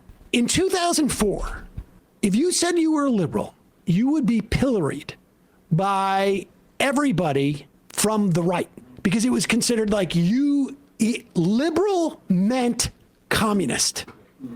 Like literally, the whole word progressive really came in as a word to say other than liberal. In that era, that's what it meant. And 15 years later, sometime in like 2017, 2018, if you identified as a liberal, you would not get attacked by someone on the right. Like, I had people call me on Air America saying, like, you're a liberal. And I would say, dude, I'm to the left of that. And they'd be like, what? You just admitted. Okay, Randy Fine voting illegally. Florida lawmaker Randy Fine caught voting illegally on behalf of colleagues. Illegal style. Oh, the irony. A party that screams voter fraud every 5 minutes suddenly discovered a new hobby. Yeah. Did it? Like literally, I was like, yes, I'm doing a radio show. I remember this era well. And if I said I'm a liberal in 2018 on this show, the calls I would get would not be conservatives going, you just admitted it. It would be all people from the left, mostly younger than me. A lot of people are now, saying like, I knew it. I knew it. And so the idea that like there's 10% extra who's saying that Democrats are too liberal, I don't think it means what it would have meant in 2013 or 1996. I think it means that there are people who are going like, they support Zionism. They are, too wishy-washy on shit. Partner with capitalists. They partner with capitalists. I mean, it only makes sense. I would like to see what the numbers of Democrats that associated themselves with as being democratic socialists in 2013 and 1996. But the point is, you're seeing polling like this because there is a concerted effort. Every day I read, there's another group out there funded by crypto money, whatever it is. Stories that Chuck Schumer is actually doing a good job recruiting Senate candidates. Really?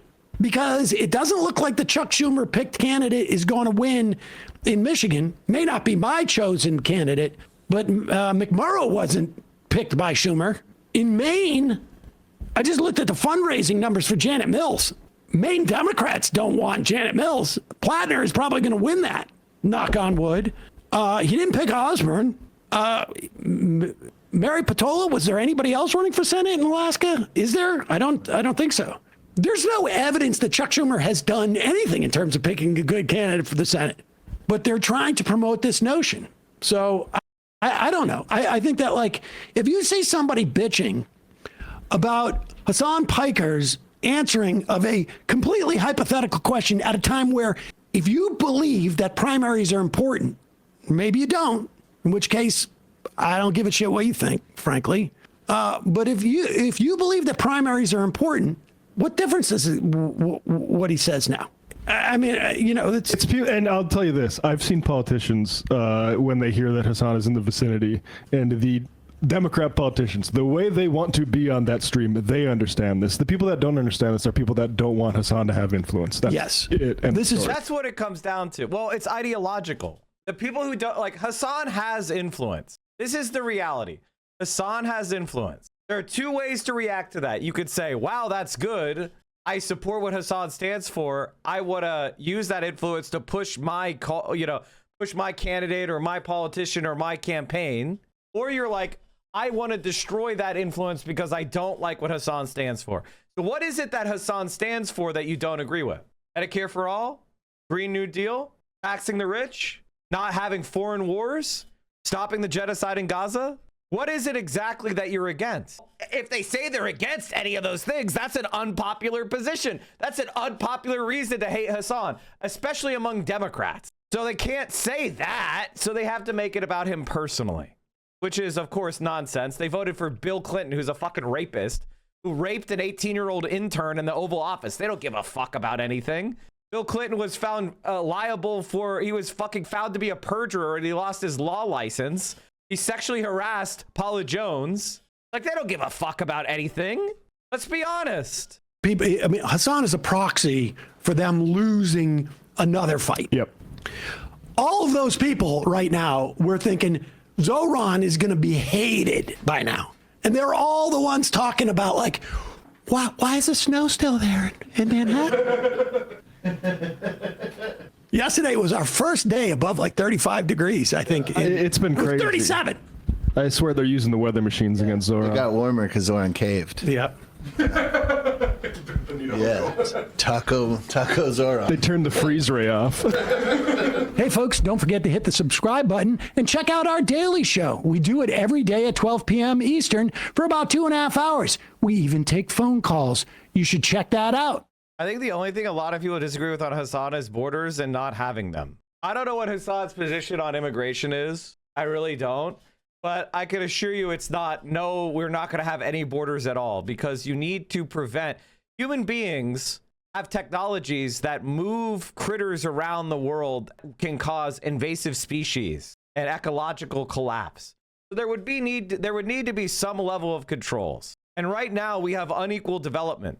So we need to ensure that we develop more places around the world through a constructive process. People do not want to move out of their society, out of their nation, that to which they are accustomed. That's a very small percentage of people that want to actually do that.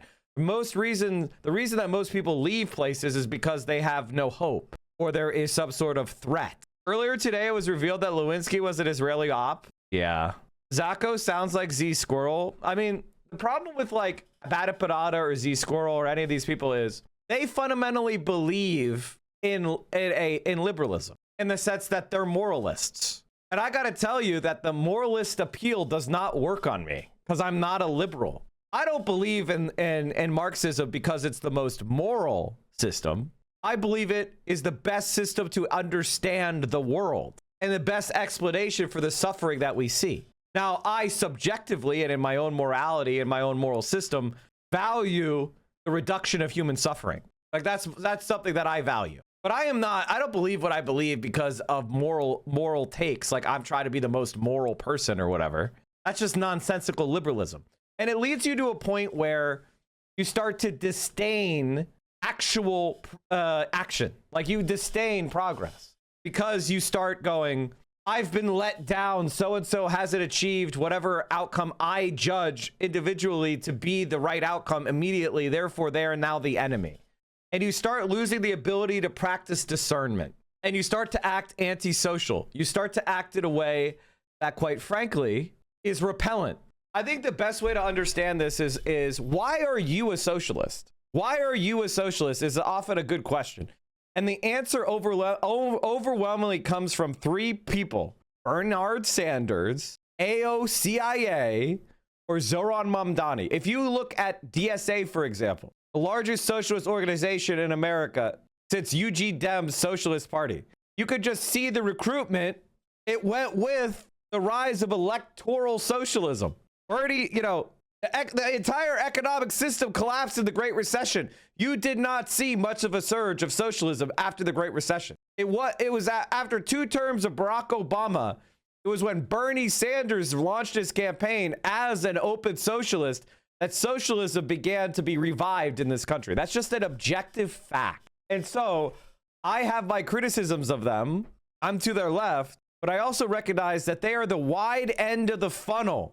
They are the ones that make socialism even considerable. Do you know how many political ideologies you could have? Do you know how many different perspectives you might have toward the world? How many religions you might have? What makes you consider one?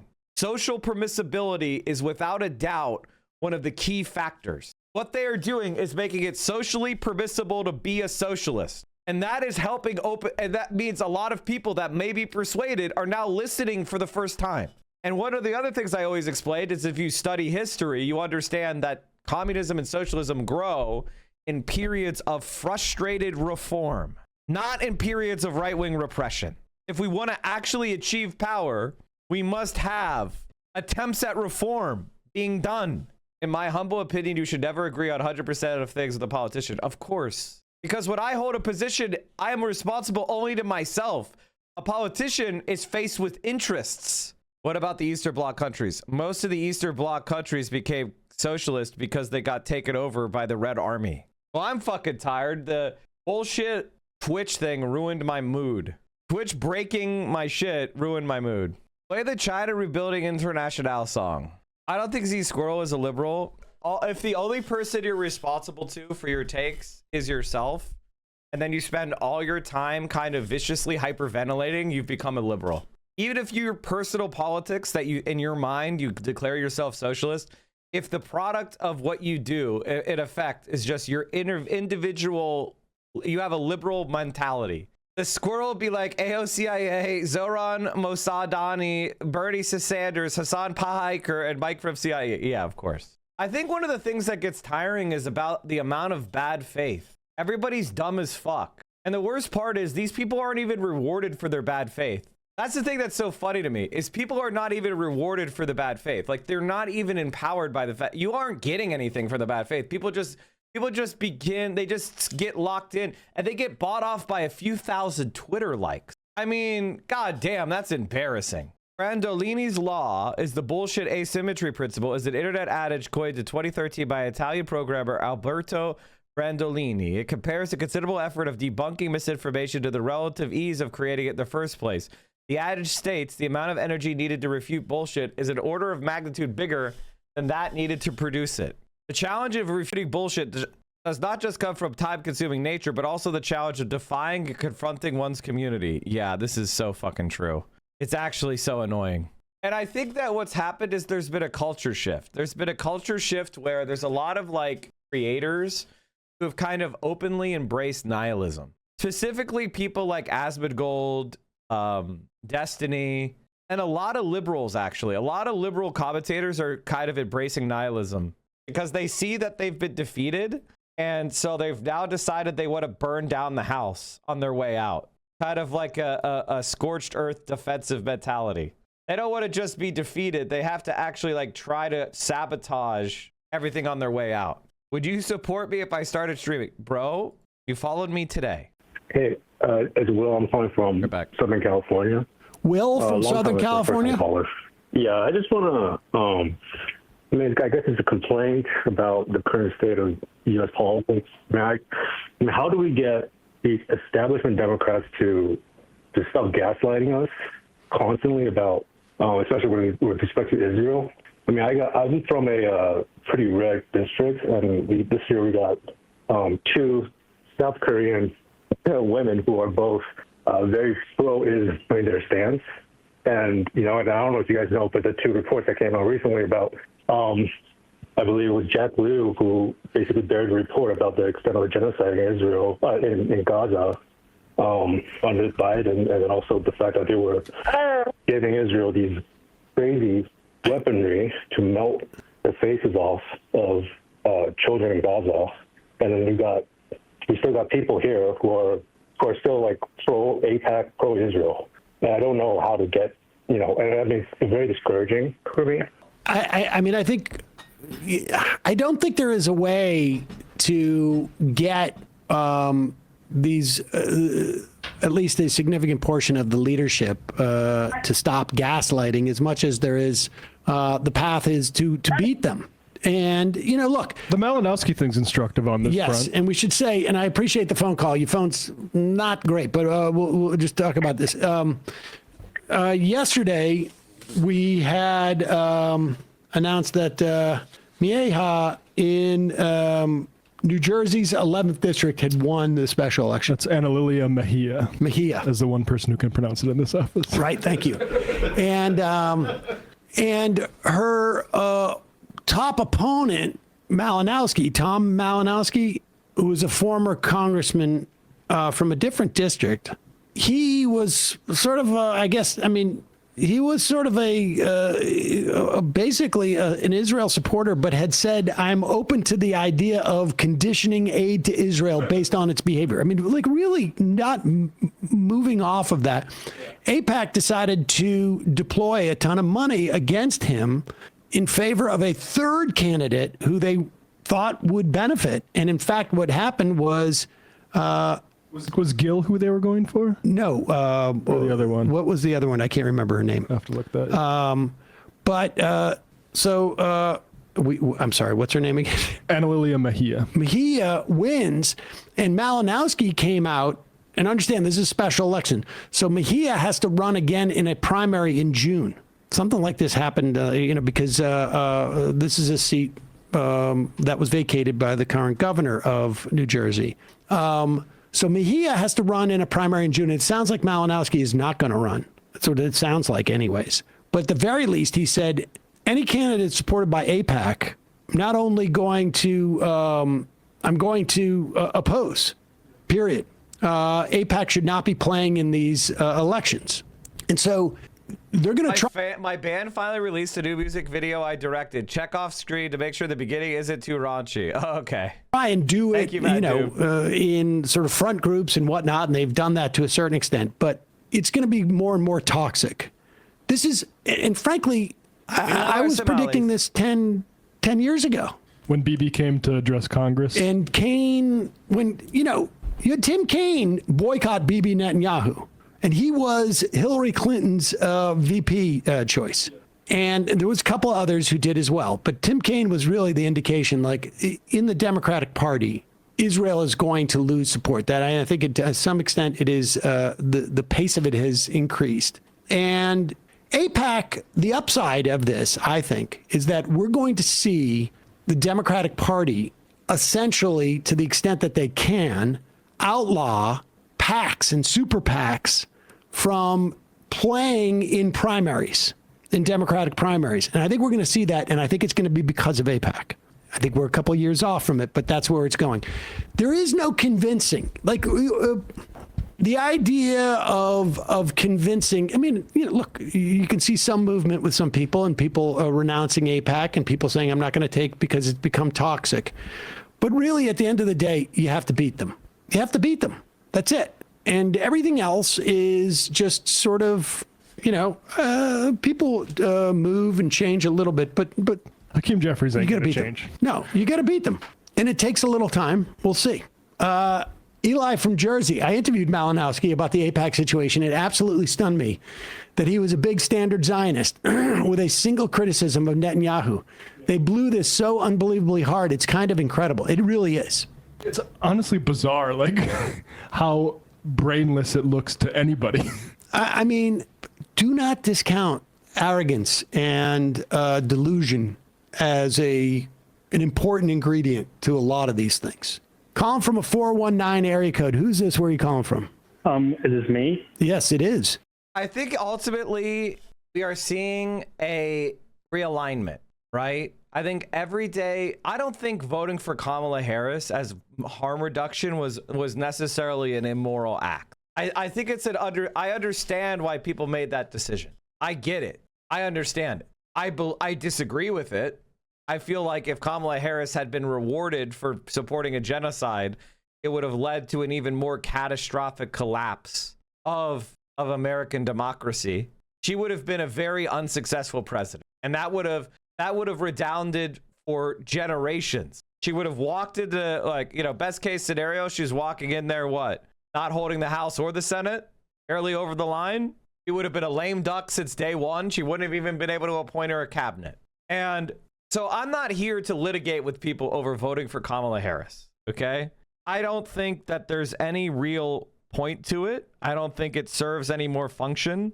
I think it actually helps the right wing. When you're doing this, you should have voted for Kamala, the left should have voted for Kamala. No, you shouldn't have voted for a genocide, blah, blah, blah. That's a pointless discussion that means nothing, and no one can ever win that argument.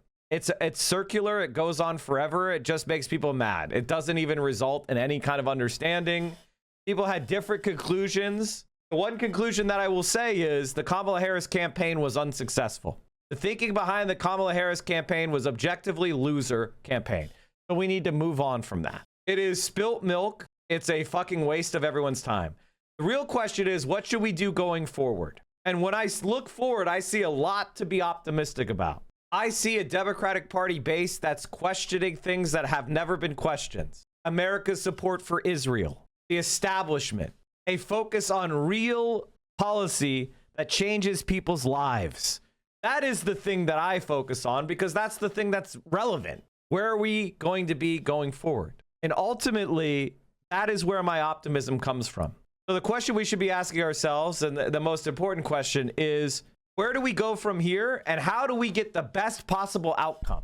And I think anybody, and I even think the anti-AOC people, the anti-electoral people, if we achieve it, if an AOC Sean Fain ticket were to become president and vice president, if a Democratic Party pushing true social democratic ideas was elected nationwide, I think everybody in the entire planet would sleep easier. And then the true fight, the true fun would be had.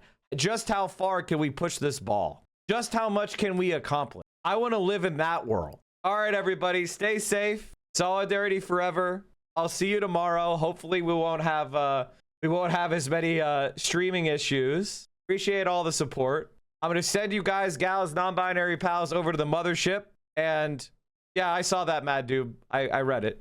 Happy Valentine's Day. Have a good day, everybody. I'll see you tomorrow.